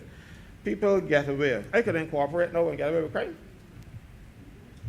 I can just call myself Caswell Franklin Inc. and I can start bribing politicians all over the place. I can register as a company and then I can go out there and I can bribe people.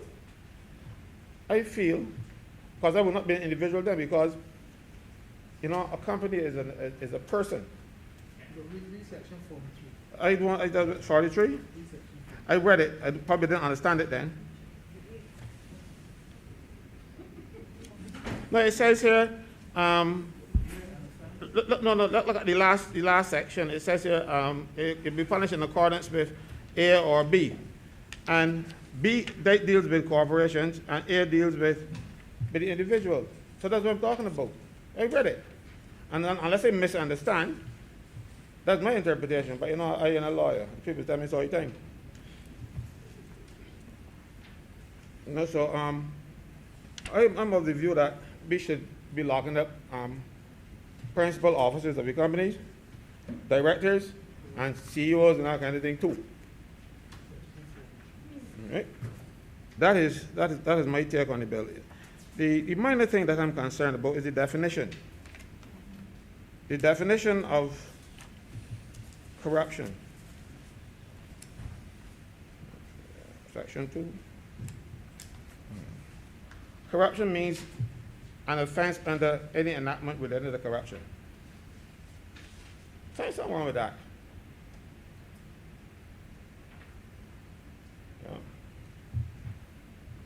Yeah. I don't know. I'm not as I say, I'm not a lawyer, so I don't know.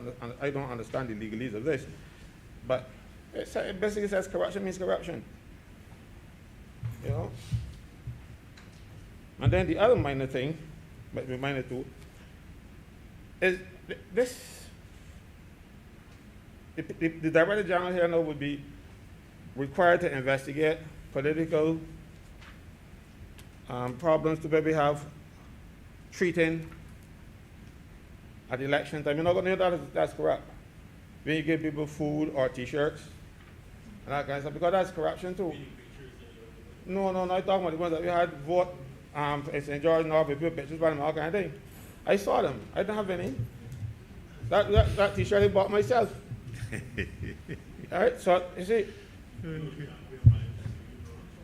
I bought them myself. I bought mine myself. But I saw people out there walking about with little pretty shirts, and you know the Section 10A of the, I remember it, no, it is the Election Offenses and Controversies Act, 10A. That was passed in the 80s, in 1980, by a Barbara State Party administration that banned the wearing of T-shirts and giving out T-shirts and stuff.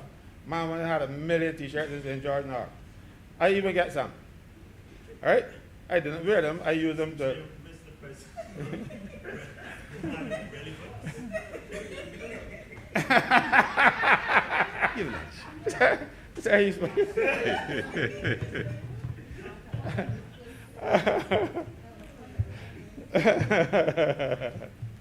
So, you see why I like him? The relevance to this is that there's political corruption too. Some minor, some major. And if we, in this House, in this Senate, and start dealing with corruption, we got to deal with our own. You know? And if there's a piece of legislation that say you can't do certain things to get elected, but you do them regardless. And I can assure you, you can run an election with $10 per elector. We did it in St. Thomas when I was campaign manager, and we won. I am talking about the Sir David, not the other people. So I can assure you that you can run the campaign and follow the rules and win. But not when you have these creative, what do you call them? When you report to the chief electoral officer your expenses, that you declare your expenses. I have seen in the last administration, not this one, because I didn't check your paperwork this time, we had a situation where MPs did not have a telephone in their office, they didn't pay for any. They didn't have a poster or anything like that. So that too is a corrupt practice. That too is false. So are we now going to see investigations being done by this agency, or it's still going to be in the hands of a public officer who is acting and threatening to deal with politicians, so they don't bring a case against a politician for overspending or treating?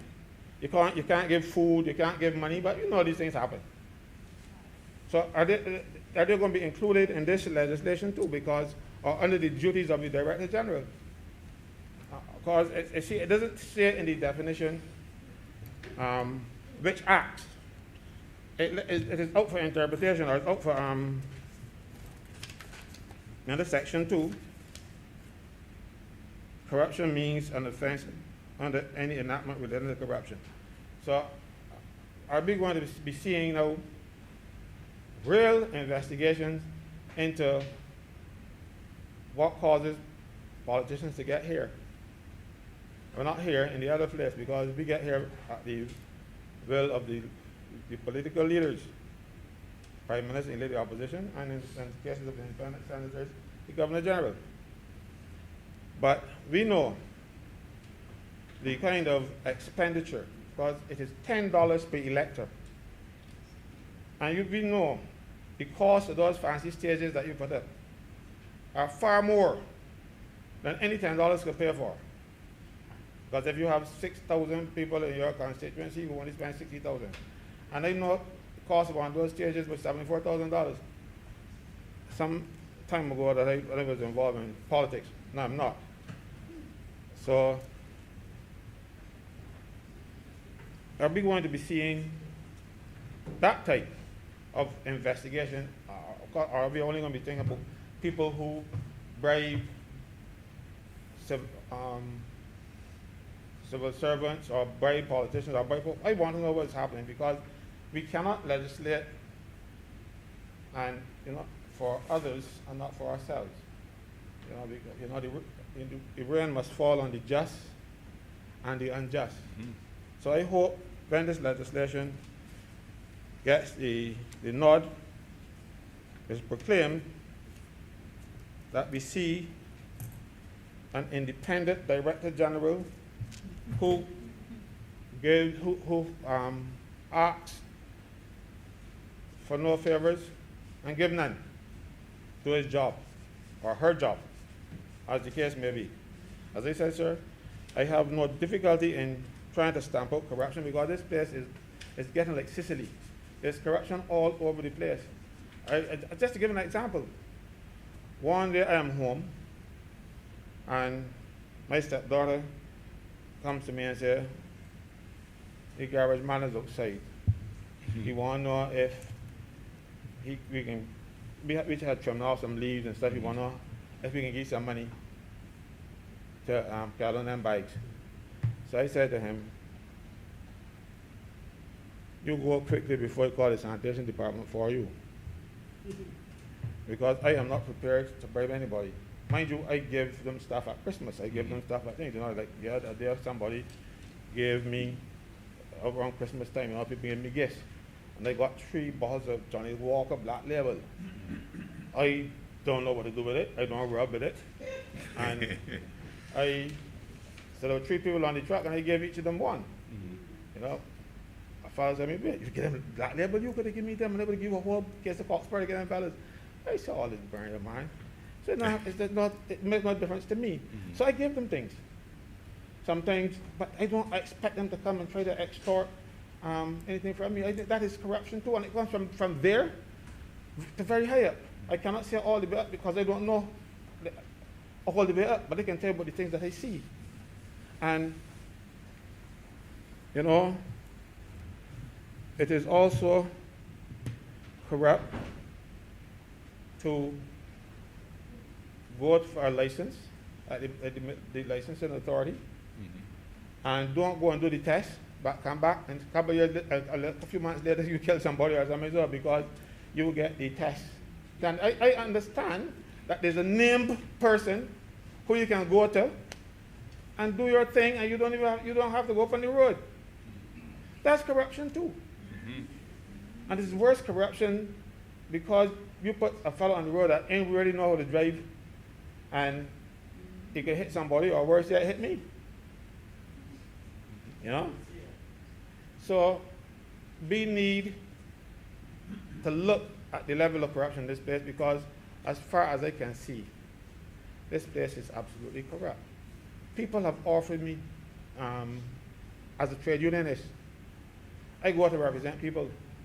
And next thing you hear, I am offered hotel rooms, dinners. And I saw one guy who offered me a room, I could come and get a room anytime. I said, but my wife don't like hotel sheets, so it wouldn't make no sense. You know, and when we travel, we see my wife take along her own sheets, spread the beds with them. So I said, well, it wouldn't make no sense me coming on there then to bring sheets and stuff. We start home. But unless you didn't want it for my wife. But but I've been offered money to not push the case hard enough. You know? And poor me. And I see that I'm poor.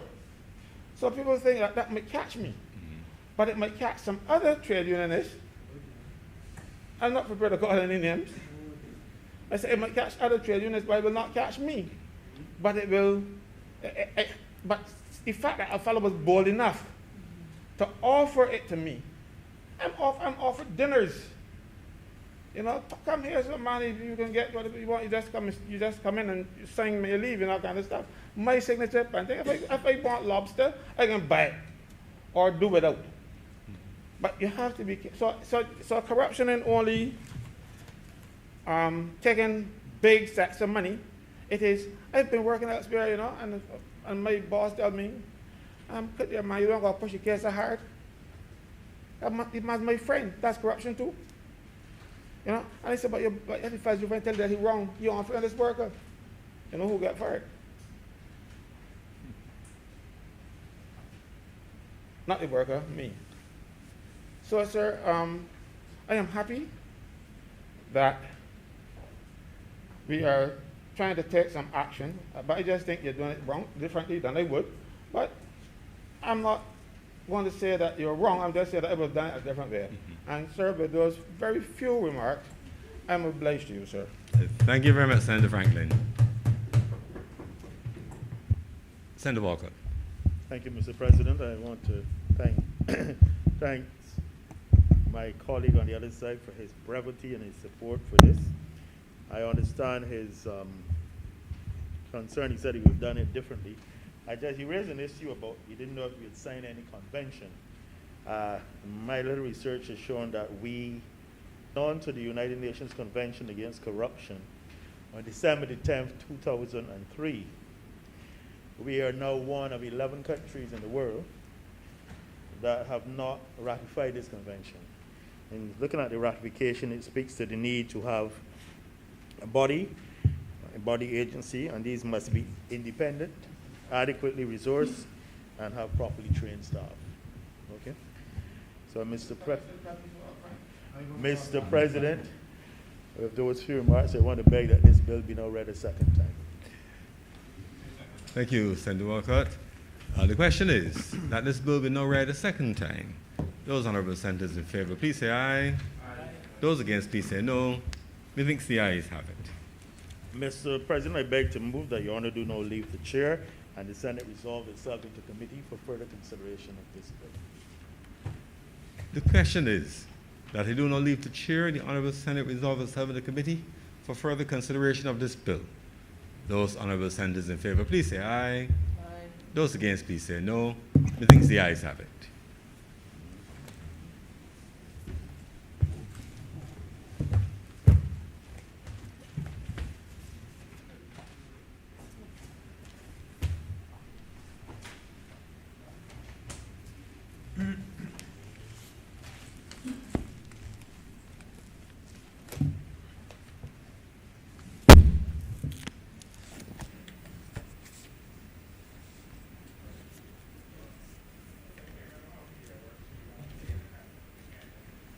The Senate is now in committee. Clause 1. Chairman, I beg to move that clause 1 stand part. The question is that clause 1 stand part. Honorable senators in favor, please say aye. Those against, please say no. Methinks the ayes have it. Clause 2. Chairman, I beg to move that clause 2 stand part. The question is that clause 2 stand part. Honorable senators in favor, please say aye. Those against, please say no. Methinks the ayes have it. Clause 3. Chairman, I beg to move that clause 3 stand part. The question is that clause 3 stand part. Honorable senators in favor, please say aye. Those against, please say no. Methinks the ayes have it.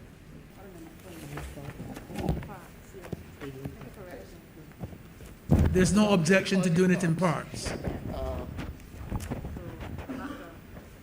Part 2, clauses 4 to 33. Chairman, I beg to move that part 2 clauses 4 to 33 stand part.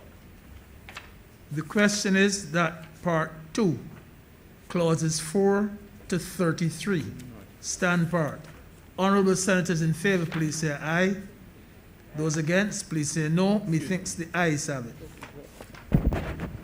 Part 3, clauses 14 to 23.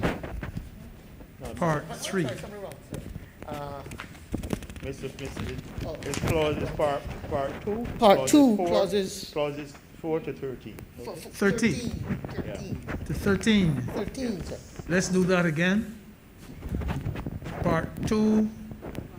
Clauses 4 to 13. The question is that part 2, clauses 4 to 13, stand part. Honorable senators in favor, please say aye. Those against, please say no. Methinks the ayes have it. Part 3, clauses 14 to 23. The question is that part 3, clauses 14 to 23, stand part. Honorable senators in favor. Mr. President, I beg to move that part 3 clauses 14 to 23 stand part. Yeah, the question is that part 3, clauses 14 to 23, stand part. Honorable senators in favor, please say aye. Those against, please say no. Methinks the ayes have it. Part 4, clauses 24 through 32. Mr. Chairman, I beg to move that part 4 clauses 24 to 32 stand part. The question is that part 4, clauses 24 to 32, stand part. Honorable senators in favor, please say aye. Those against, please say no. Methinks the ayes have it. Part 5, clause 33. Chairman, I beg to move that part 5 clause 33 stand part. The question is that part 5, clause 33, stand part. Honorable senators in favor, please say aye. Those against, please say no. Methinks the ayes have it. Part 6, clauses 34 to 38. Mr. Chairman, I beg to move that part 6 clauses 34 to 38 stand part. The question is that part 6, clauses 34 to 38, stand part. Honorable senators in favor, please say aye. Those against, please say no. Methinks the ayes have it. Part 7, clauses 39 and 40. Chairman, I beg to move that part 7 clauses 39 and 40 stand part. The question is that part 7, clauses 39 and 40, stand part. Honorable senators in favor, please say aye. Those against, please say no. Methinks the ayes have it. Part 8, clauses 41 to 43. Mr. Chairman, I beg to move that part 8 clauses 41 to 43 stand The part. question is that part 8, clauses 41 to 43, stand part. Honorable senators in favor, please say aye. Those against, please say no. Methinks the ayes have it. Part 9, clauses 44 to 49. Mr. Chairman, I beg to move that part 9 clauses 44 to 49 stand part. The question is that part 9, clauses 44 to 49, stand part. Honorable senators in favor, please say aye. Those against, please say no. Methinks the ayes have it. The first schedule. Mr. Chairman, I beg to move that the first schedule be the first schedule to the bill. The question is that the first schedule be the first schedule to the bill. All honorable senators in favor, please say aye. Those against, please say no. Methinks the ayes have it. Second schedule. Mr. Chairman, I beg to move that the second schedule would be the second schedule to the bills. The question is that the second schedule be the second schedule to the bill. Honorable senators in favor, please say aye. Those against, please say no. Methinks the ayes have it. Third schedule. Mr. Chairman, I beg to move that the third schedule be the third schedule to the bill. The question is that the third schedule be the third schedule to the bill. Honorable senators in favor, please say aye. Those against, please say no. Methinks the ayes have it. Or, Mr. Chairman, I beg to move that you do not report to His Honor the President the passing of one bill in committee. The question is that I do now report to His Honor the President the passing of one bill in committee. Honorable senators in favor, please say aye. Those against, please say no. Methinks the ayes have it.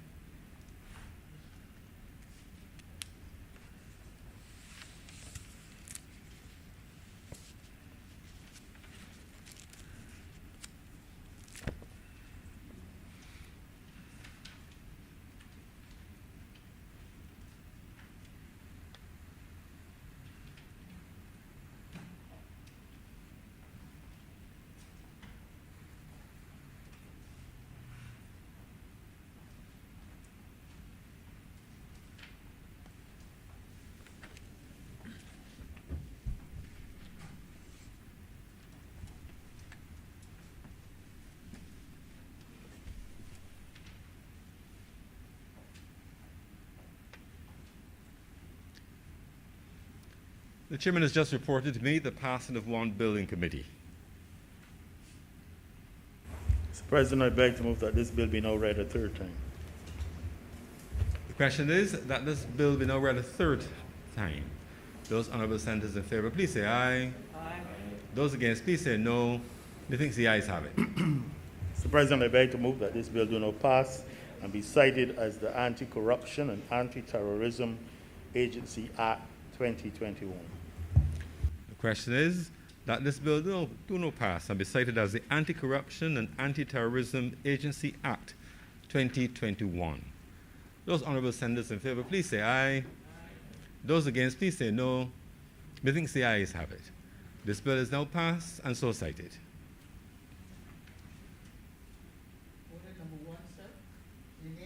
Leader of the Senate to move the second reading of the Pesticides Control Amendment Bill 2020. Senator Walkers. Thank you, Mr. President. A very straightforward bill. I believe it has to do with the important Pesticides Control Act, which regulates pesticides coming into the country, their origin, the way they get here, and of course looking at the science of them and the research. The purpose of the bill is to, in effect, make two amendments. That the Chief Agricultural Officer will to replace the Deputy Chief Agricultural Officer as the Chairman of the Pesticides Control Board, and also making an amendment to provide now for a proposal that to make provision for the post of a Registrar of Pesticides. As I understand it, in the past, as I said, the Deputy Chief Agriculture Officer had responsibility for this, and it has occurred that the office of the Deputy Chief Agriculture Officer may not always be held by a person trained in pest and pesticide management. And they plan in transferring the chairmanship of the Pesticides Control Board from the Deputy Chief to the Chief Agriculture Officer or his or her nominee would allow the ministry to utilize persons within the ministry or elsewhere who possess the requisite skills and experience in pest and pesticide management in order that they can function more effectively. And then that is, in a nutshell, what this simple amendment is looking to do. It also speaks to a registrar, and the registrar will now be part of the process and would be responsible for general supervision of inspectors, keep and maintain a register of licenses of pesticides and register of toxic chemicals. And this person would be responsible for entering into the registers the information specified by the regulations, and give to the inspectors information and instructions and directions as necessary when they do their various assessments, etc. As I said, this is fairly straightforward, and they were using the experience in Trinidad and Tobago and Jamaica in the region as a basis for developing this, doing it at this way, recognizing the limitations sometimes in a small island in terms of available resources in a specific area. This will give them some flexibility. And so I beg to move that this bill be now read a second time. Senator Franklin. Sir, thank you very much. As Senator Walker said,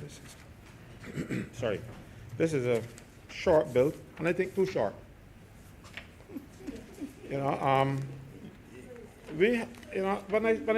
heard that we were having an amendment to the pesticide control, it was my last year. I thought that we were going to be reviewing what was happening with the pesticides you see in Barbados, and with a view to making sure that there's more control over what we get in Barbados and people use. And I would have been excited by it. And I was planning to go and do all kind of fancy research about the pesticide effect on the water, and all kind of stuff. Only then to find out that this bill is just to find jobs for a few people. I was surprised that we got too much problems with pesticides in Barbados, and the government the only thing they can deal with pesticides is to find a couple of jobs, and God knows for who. I say I would not try to empower models and say that you are for friends or something. So sir, I'm learning well from you. So So I'm hoping that this is the first amendment to the pesticides control bill because let me give an example. You go on the shelves, you can go at a certain hardware place to buy anything, and you will see some little pesticides pour into bottles and put some labels on them and stuff. And but I always go up on the campaign now because God bless Google. A lot of these things are banned in the countries of origin.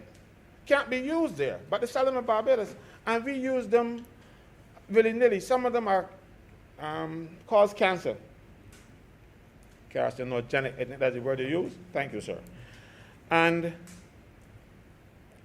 we have them here. You can buy them off the shelf. You don't need a license. You don't need anything. And people are going to take them and spray them on. I see people walking around in slippers, no protective gear, spraying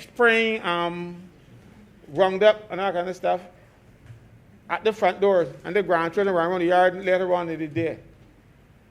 If Roundup gets to me, all my tonsils get inflamed and all kind of stuff. I can't go close to it. Right? But no, you get it. And there are other products in Barbados. There's one that you give, I can't remember the name now, but it's a poison. And if you give it to the rats and the cat catch that, right, the cat gone too.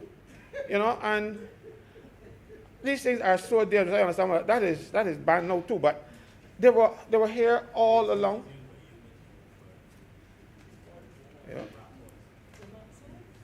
Not Gramoxone. There's I can't remember the name now, but it was one. Everybody wanted to get this poison because it was really good. You put it outside there, and all to kill the rat around the fowl pens. Man, every bird that passed on there used to be how holes at a bird shit around the place. It was very deadly. Pardon?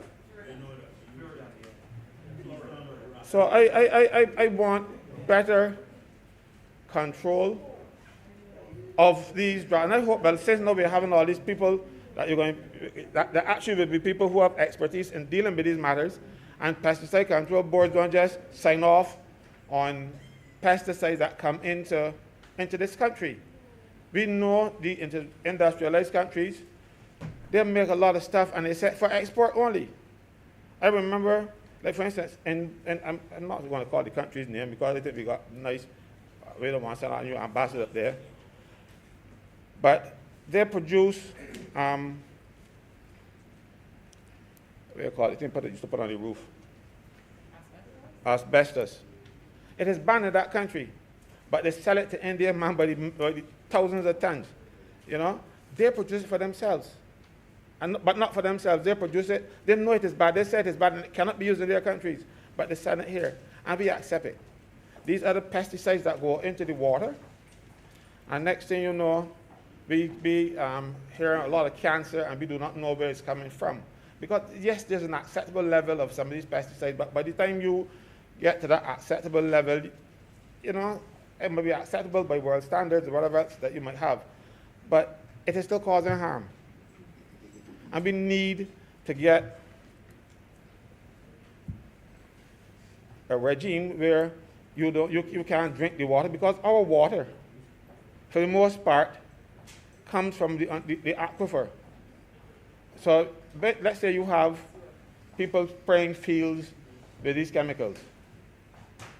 Innocuous, don't look nothing happening, but 10, 15 years down the road, you got all kinds of cancers, and you don't know where you get it from, because you don't smoke, you don't drink, you don't do all these kind of things. You run every evening, and then next thing you know, you live a good life, but you know the water poisoning you. Not that our water has reached that stage, but I don't want to get there. So I want to see more rigor in enforcing those bans, and make sure that we have some bans, because any country that produces a pesticide and then say they can't use it, we shouldn't take it either. But they're retailed in small packages in stores, and these things are deadly. So, sir, you know, as I said, this bill. It's not harmful. You're setting up a regime of giving some people jobs now. That's all this is about, you know. But I want to see more. I wanted to come in here and talk about the effects of pesticides on the human body, and the nitrates and the nitrites that go into the water. And I do all that kind of research, and then when I hear that they're going to have this pesticide, I hadn't seen it first. So I went and I rushed and I went and learned up all this stuff, only to be disappointed to find out that you're only looking to get somebody jobs. Sir, I'm disappointed. But I hope that we will take my suggestion and do a more in-depth analysis of the pesticides and the poisons generally that we bring into this country. So with this minor intervention, sir, I'm very grateful to you. Thank you very much. Senator Nurse. Senator Nurse.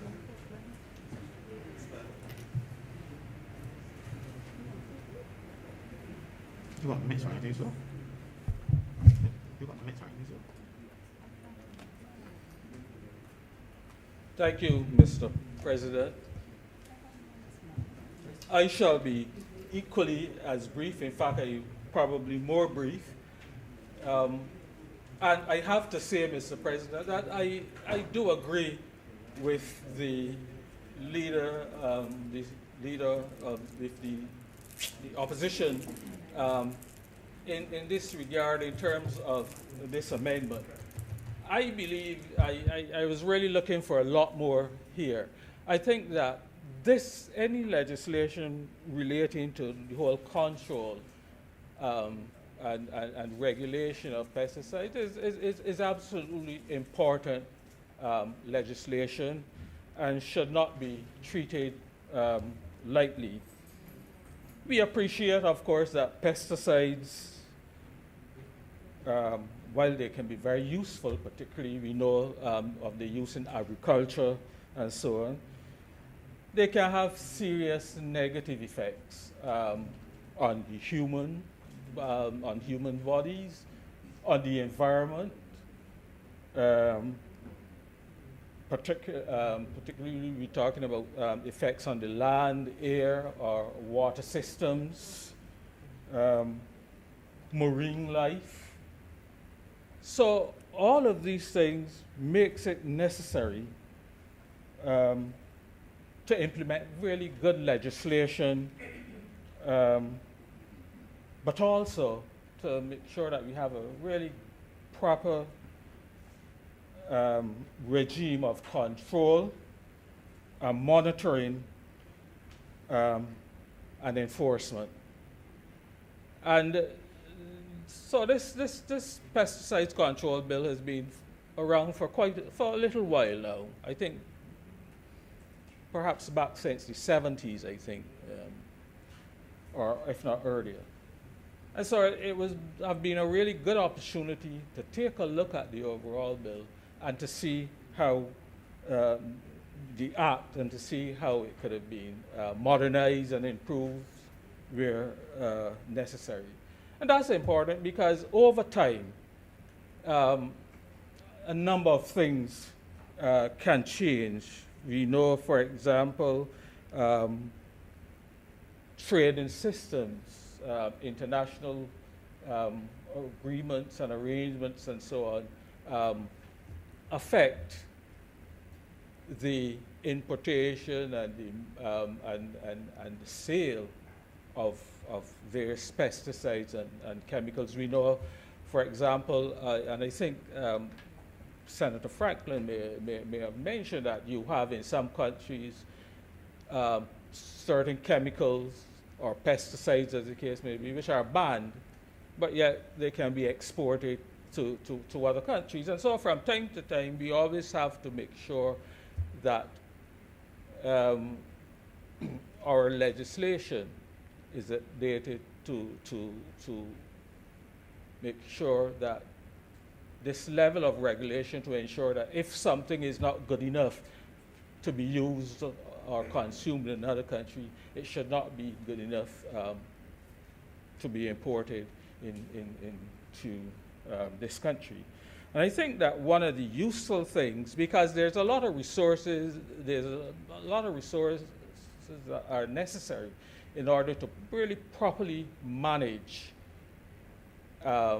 this whole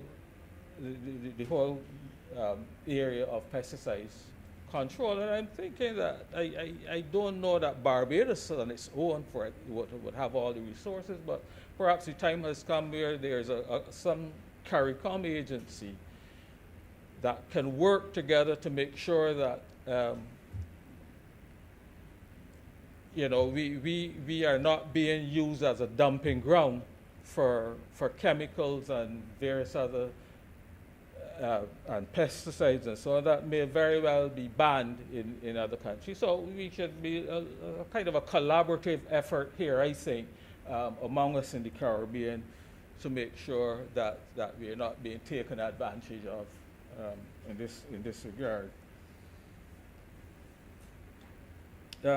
Mr. President, one thing I looked at in the amendment itself really is the constitution of the committee itself, of the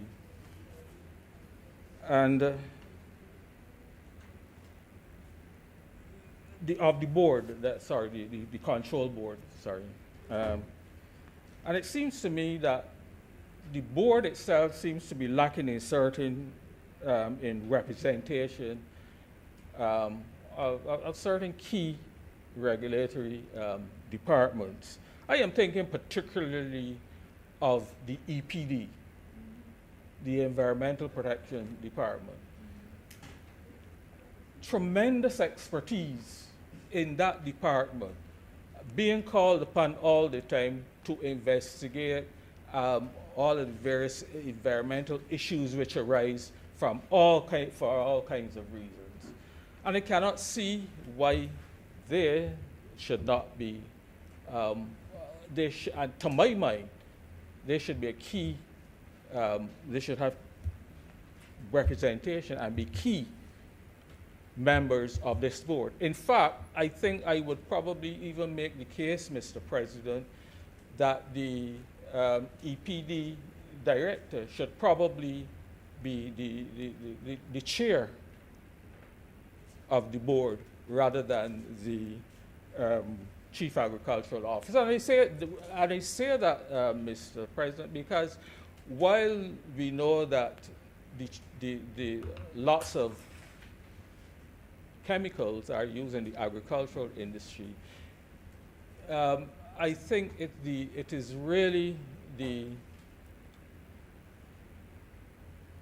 EDP department and their chief who really have the scientific and other training and knowledge, which is really critical and is probably necessary as part of this board. Coastal Zone Management Unit 2 perhaps should be represented on this board. As you know, again, they have responsibility for the management of the coastal and marine resources. And again, a lot of environmental issues can arise there. We know that, for example, pesticides and chemicals can have severe impacts on our coral reefs and so on. And there again, I think that the Coastal Zone Management Unit should probably also be represented on the board. And I could also suggest, for example, the Ministry of Labor. And you were asked why. I mean, we are talking about several health issues which can affect people, workers in various industries, again in agriculture and other industries, people who have to use these chemicals, and therefore environmental safety and health would be important to have that input in terms of the labor, to make sure that their concerns are also addressed when making decisions by this board.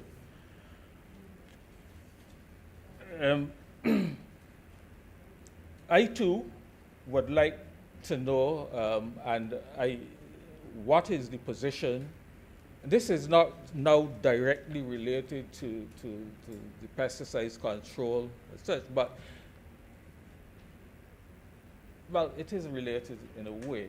I'm talking about the rezoning of the island into the various zones, because we know that obviously our groundwater supply can severely be affected by chemicals and the fertilizers and so on in agriculture, which seep into the earth and affect our groundwater supply. Now, I know the Prime Minister spoke to the fact that they were looking, that work is ongoing in terms of rearranging reordering the whole zoning system of the island. And so I would like to throw out the question as to where we are in terms of completing that process.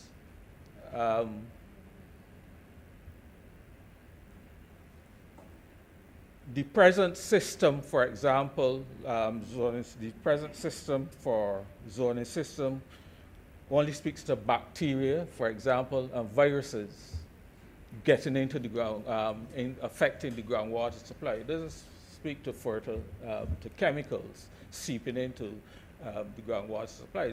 So again, and that's why I'm raising that point.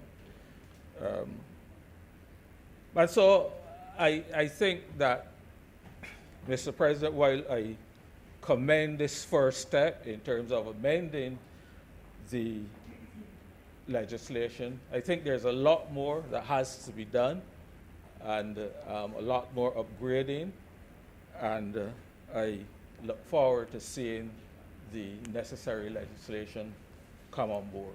But I support this first step in this amending the legislation. I am obliged to you, Mr. President. Thank you very much, Senator Nurse. Senator Miller. Thank you, Mr. President. I do not need to comment on brevity. Mr. President, the Pesticide Control Board will no doubt regulate what comes in, but it has no control over stocks that already exist. So you may have stocks of chemicals that are declared, Mr. President, but there are lots of chemicals around that are undeclared. Sometimes they are abandoned. And those are the ones that probably pose the most danger. The greatest fear, Mr. President, about pesticides is that they will affect animals and humans. But probably most often the pathway is through our water supply. And we must therefore seriously consider whether on the board we have the most knowledgeable persons to advise on water. I cannot imagine, as Senator Nurse said, that among the two persons whom the minister may appoint, there should not be a person from the EPD and someone representing water, because the contamination of our water supply is the greatest fear. And it would make no sense to have a fancy board and we do not know what has happened to our water supply. I am certain that the idea behind this ultimately is attached to water. And we cannot desal for everyone. Because when the power goes off, Mr. President, you cannot desalinate. So we still have to protect our groundwater. Mr. President, I'm obliged to you. Thank you very much, Senator Drakes. Sir, thank you for allowing me the opportunity to speak. I'll speak very briefly. And it is to just say quickly that the public may not know this, but the Environmental Protection Department does do a lot of work as it relates to the regulation of pesticides, any chemicals that are being brought into the country. There is a registration that is done. There is the Pesticides Control Board, as Senator Maynard noted. And sir, I also wanted to state publicly that we are signed on to the Stockholm Convention since 2004, which deals with persistent organic pollutants. And within that set of chemicals, I would say, and sir, just for clarification, persistent organic pollutants are those toxins that stay within our ecosystems for a very long time. They pass on from, as is being said, from water to animals, and then we then ingest them when we eat and consume the animals. And particularly as it relates to our stockpiles and waste for persistent organic pollutants, pesticides. All of the stockpiles were removed in 2016 in conjunction between the EPD and the Food and Agricultural Organization. So there is, and that inventory as it relates to stockpiles and waste, that inventory is done periodically. And I know the registration list is also updated once the relevant scientific information is there to realize that there is a danger with a particular toxin, with a particular chemical, and then that goes through that process of being added to the inventory. Or it is removed if we know for sure that globally the production has stopped with that toxin or chemical.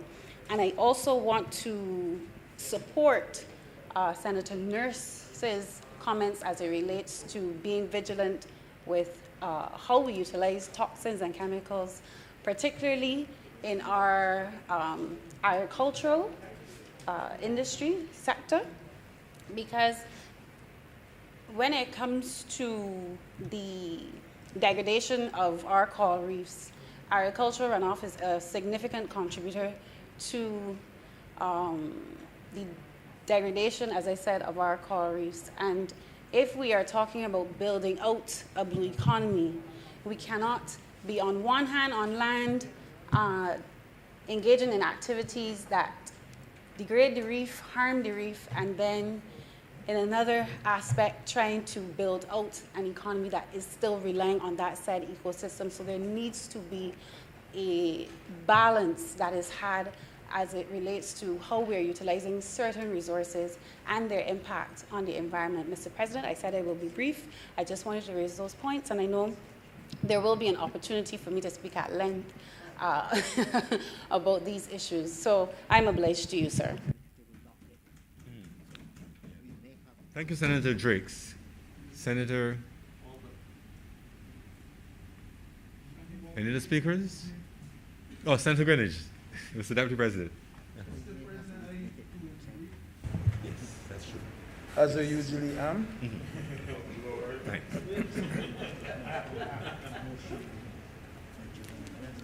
Mr. President, it is imperative that this particular statute cap, I think it's 395, that it be always up to date, that it be always smart, and that it be always what you call present day. These are very, very important statutes, sir, because it helps us to control the distribution, the classification, the sale, and the use of some very deadly, dangerous, and extremely harmful pesticides, which can damage our people's health. Indeed, it can do permanent damage to people's health. Mr. President, you should not be able to purchase pesticides in Barbados in the same way that you go to a supermarket and purchase a loaf of bread. Sir, no pesticide should be imported in this country and have us guessing as to whether it is safe for us to use or not. We shouldn't guess. Sir, we should always know as much as possible about the pesticides which we use. We do not want a situation, Mr. President, where dangerous pesticides, as Senator Franklin and Senator Drakes and Senator Nurse have said, where pesticides banned in places like USA and Canada and the United Kingdom are allowed into Barbados. And if we continue to do something like this, if it is not monitored, sir, we could end up putting our people at risk. So we cannot stress the fact, therefore, that we must be guided always by our own rules, our own regulations, and our own standards where pesticides are concerned. We must remember that what is acceptable in places like India, places like Mexico, wherever, will not necessarily be accepted in Barbados. Thankfully, Mr. President, I don't think we've ever had a serious case in Barbados where a dangerous pesticide got away and did enough damage to harm our population. And in so saying, sir, I think we should big up an agency such as our BNSI that has worked over the years to make sure that not only pesticides, but a lot of the goods that we import into this country meet a particular standard. We have to make sure that the products made available to Barbadians are authentic products. That the little things, I think it was Senator Franklin again that mentioned it, like the language and so on that we see written on these pesticides that all of that is intelligible. Sir, this, as I said, this legislation must always be up to date, because there are things which we formerly used, which today are now shown to be dangerous. Those of us who watch a lot of US television will recall seeing quite recently an ad saying, if you have used the product Roundup, you have been experiencing the following symptoms and so on, contact the law offices of such and such, because you may be entitled to financial compensation. You see that we were using it, the same Roundup, and they're getting some big dollars out there because it has given some of the population cancer and whatnot. So you always have to keep on top of this. But the main reason for this legislation, sir, is to ensure that as far as possible, our system here is safe and free from abuse. I want to make the point quickly too, sir, that there's always that small group of individuals whose sole motivation is something called money. Money. And money means more to them, sir, than my life or your life. And there are some persons who will still want to deal in dangerous pesticides as long as there is an opening for them to do so. As long as there's a market for that product. They do not care who it harms. As long as you'll buy it from them, they will sell it to you. Even though those pesticides may be potentially harmful to our environment, and as most people have said, sir, to our water supply. Because, sir, this is an area that needs a lot of checks and balances, and therefore, I hope that the board will find it necessary to make sure that none of this happens in our country. So I even have to skip some of my notes because I know that time is late and getting on.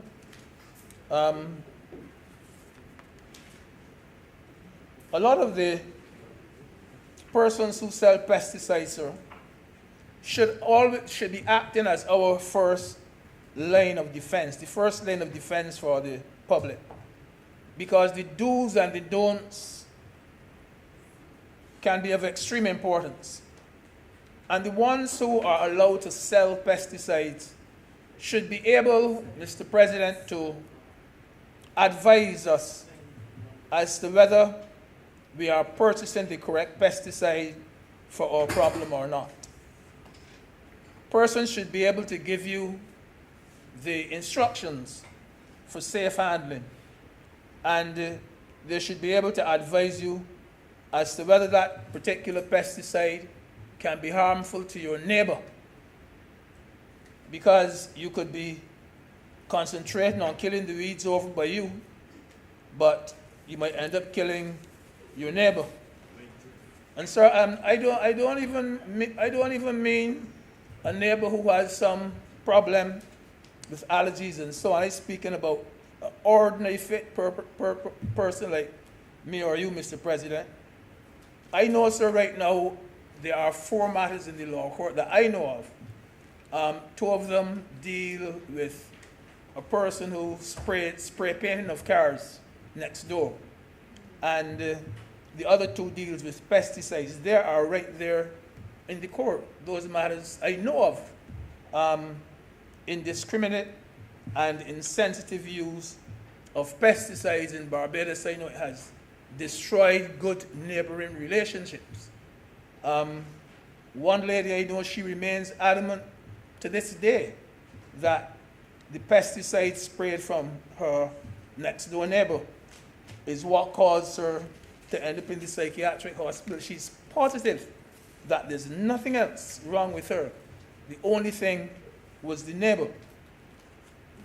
But the point, sir, is that no matter, Mr. President, no matter how we tweak this particular piece of legislation, we will never be able to rescue each and every user from himself. You can tweak it till tomorrow, make it as fresh as whatever. You can't save everybody.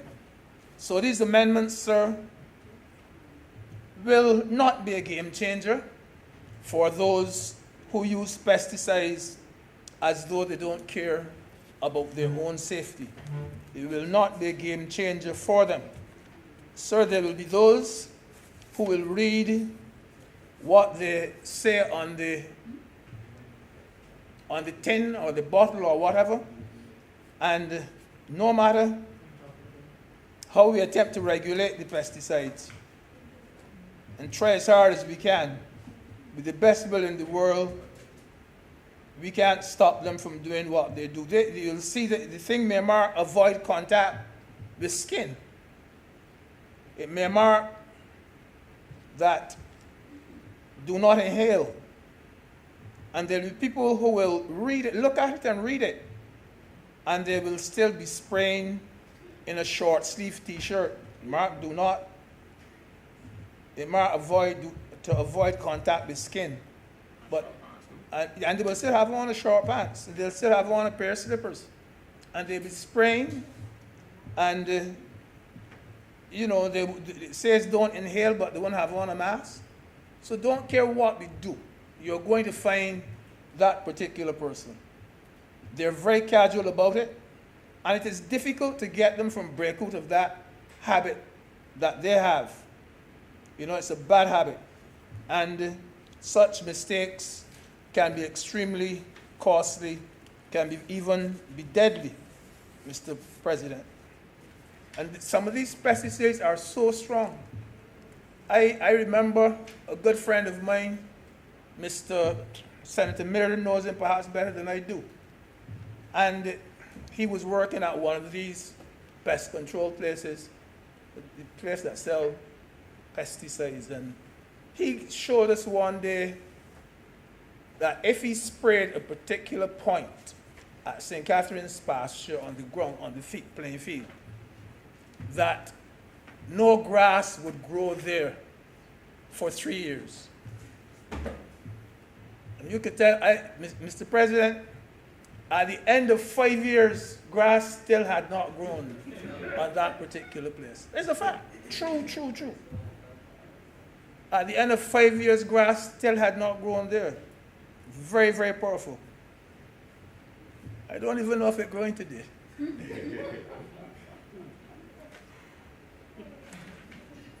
Some pesticides are so strong that they can be used. We know how to commit suicide. People have done it here in Barbados, committed suicide by using pesticides. They're very, very.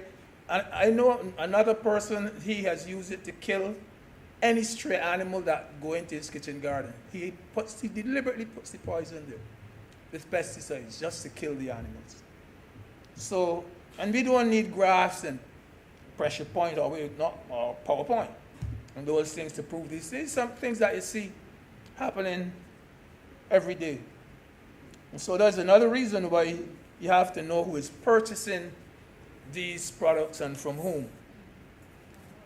But sir, I have to say that, you know, we have gone a lot now doing, what's the term you use now to organic. A lot of people are moving to the organic thing. I don't think that the pesticides may be as widely used as before, and it might be a good thing. But sir, as I said, I don't want to be long. I think I've gone on a bit longer than I expected. And sir, so I do agree with the legislation. I think it has to do with the health of Barbadians, and I commend this bit of legislation to the House. I'm grateful, sir. Thank you very much, Mr. President, Senator Greenwich. Senator Walker. Thank you, Mr. President. I want to thank all the honorable members for their brief but important contributions. By way of information, as it relates to Roundup, I believe it was in March, in May last year, that the government, the Ministry of Agriculture, made a decision and a proposal to introduce stringent controls on Roundup, which is a glyphosate, and it was agreed that there would be strict controls in terms of the ability to purchase it in Barbados. Senator Drix is correct. We, what's the word I'm looking, in the Rotterdam Convention, we ratified it in September last year, I think it was. If I'm not, don't want to be speaking out of turn, I'll check. And that it certainly will help. It is recognized that there's a need to modernize the legislation, and they're working with the FAO currently to devise a new state of legislation in that regard. And as they recognize that there's need for modernization of the pesticide laws and indeed the whole area of regulation. So this is being looked at. As it relates to water, that is being tested, not necessarily by agriculture, but EPD and also Water Authority and Health. They do testing of the water frequently and do send samples away for trace elements and to look for certain pesticides in our water. So that is being done. I suspect that when they do the whole reassessment of the legislation, they will perhaps look then at a need to modernize the composition of the Pesticide Control Board and to put persons from these various departments in place. But the work is being done, and as I said, it's ongoing. Okay? Mr. President, in these few words, I would just like to move that this bill be now read a second time. The question is that this bill be now read a second time. Those honorable senators in favor, please say aye. Aye. Those against, please say no. Please say ayes have it. Mr. President, I beg to move that Your Honor do now leave the chair and the Senate resolve itself into committee for further consideration of this bill. The question is that I do now leave the chair and the Honorable Senate resolve itself into committee for further consideration of this bill. Those honorable senators in favor, please say aye. Those against, please say no. We think the ayes have it.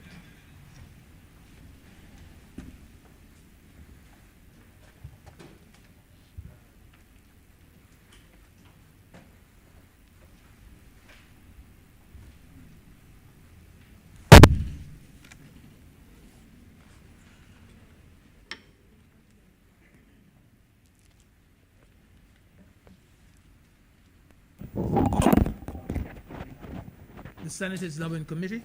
Clause 1 as amended.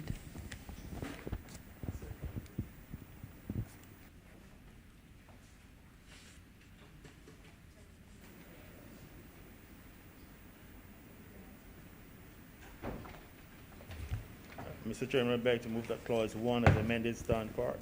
The question is that Clause 1 as amended stand part.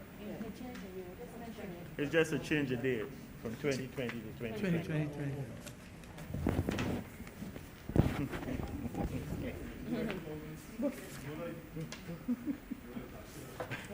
The question is that Clause 1 as amended stand part. Honorable senators in favor, please say aye. Those against, please say no. Methinks the ayes have it. Clause 2. Mr. Chairman, I beg to move that Clause 2 stand part. The question is that Clause 2 stand part. Honorable senators in favor, please say aye. Those against, please say no. Methinks the ayes have it. Clause 3. Mr. Chairman, I beg to move that Clause 3 stand part. The question is that Clause 3 stand part. Honorable senators in favor, please say aye. Those against, please say no. Methinks the ayes have it. Clause 4. Mr. Chairman, I beg to move that Clause 4 stand part. The question is that Clause 4 stand part. Honorable senators in favor, please say aye. Those against, please say no. Methinks the ayes have it. Report. Mr. Chairman, I beg to move that you do not report to His Honor the President the passing of one bill in committee. The question is that I do now report to His Honor the President the passing of one bill in committee. Honorable senators in favor, please say aye. Those against, please say no. Methinks the ayes have it.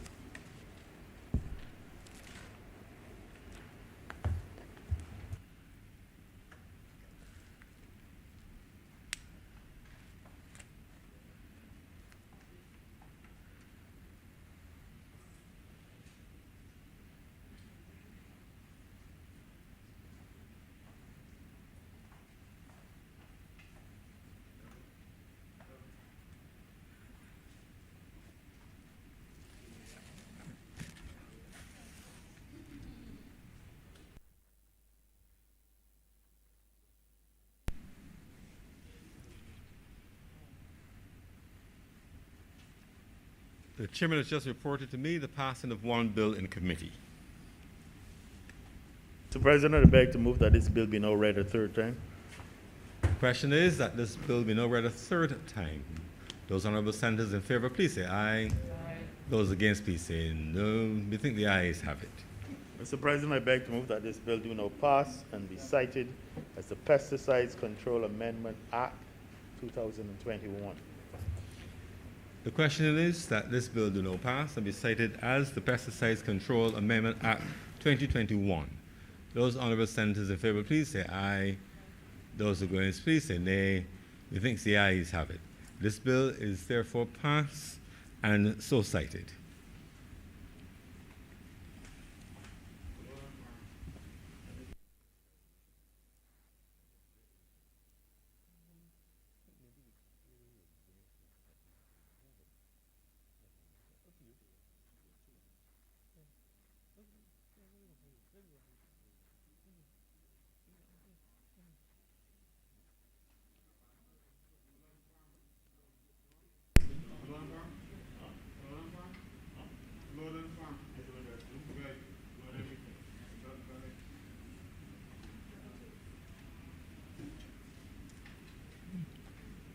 No, wait.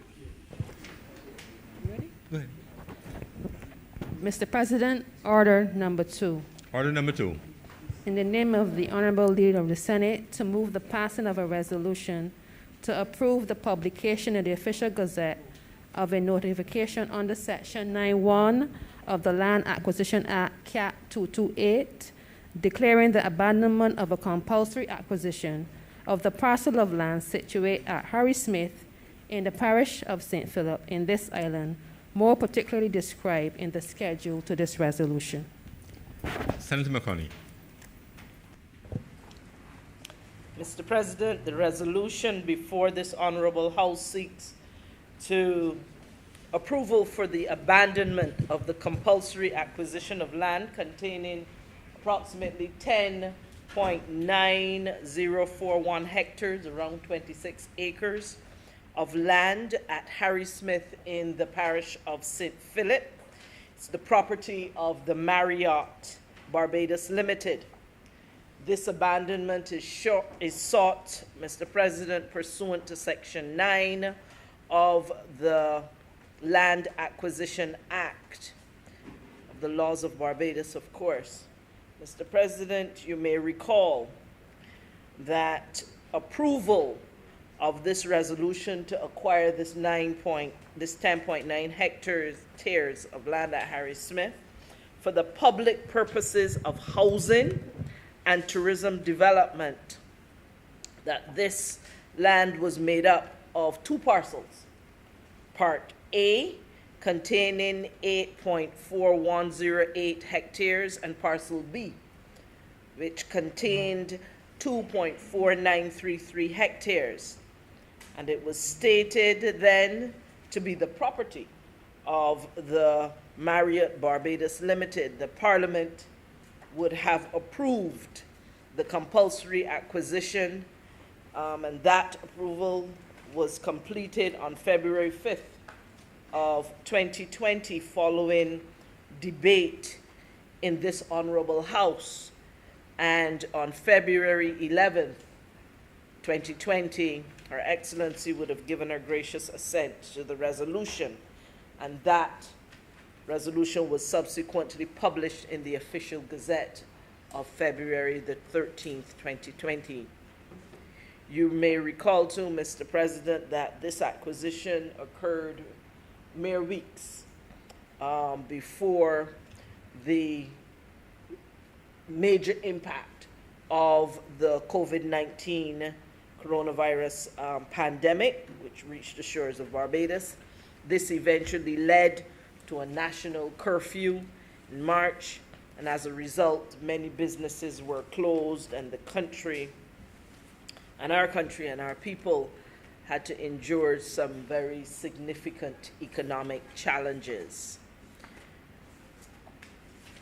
Mr. President, I said that because as a consequence of a number of the circumstances which has gripped Barbados as a result of this pandemic, Barbados has had to reprioritize our expenditure in the face of reduced revenues.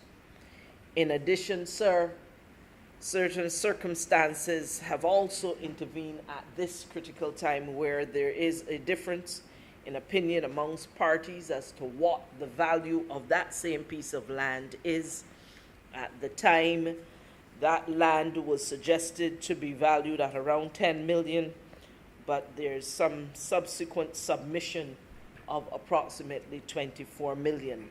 In light of the circumstances around the pandemic, the need for us to reprioritize our expenditure, and of course understanding that this difference could be protracted in terms of seeking to resolve it, sir, this government has determined that we should at this time abandon this acquisition. While, Mr. President, we believe that this parcel of land remains attractive for the purposes for which government would have acquired it, we must, as I said, we must indeed consider our expenditure and redirect some of our resources.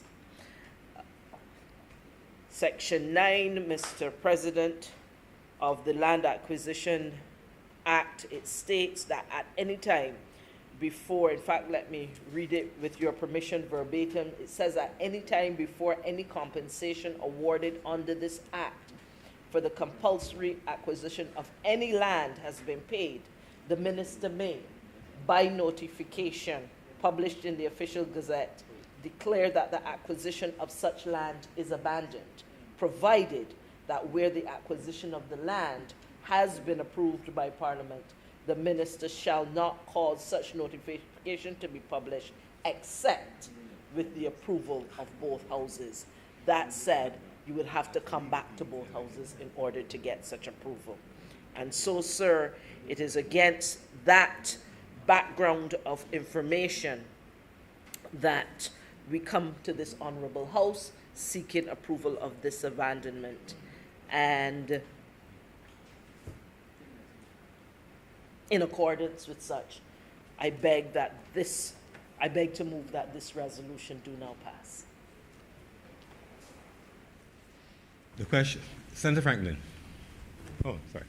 The question is that this resolution do no pass. Those honorable senators in favor, please say aye. Those against, please say nay. I think the ayes have it. This resolution is therefore passed.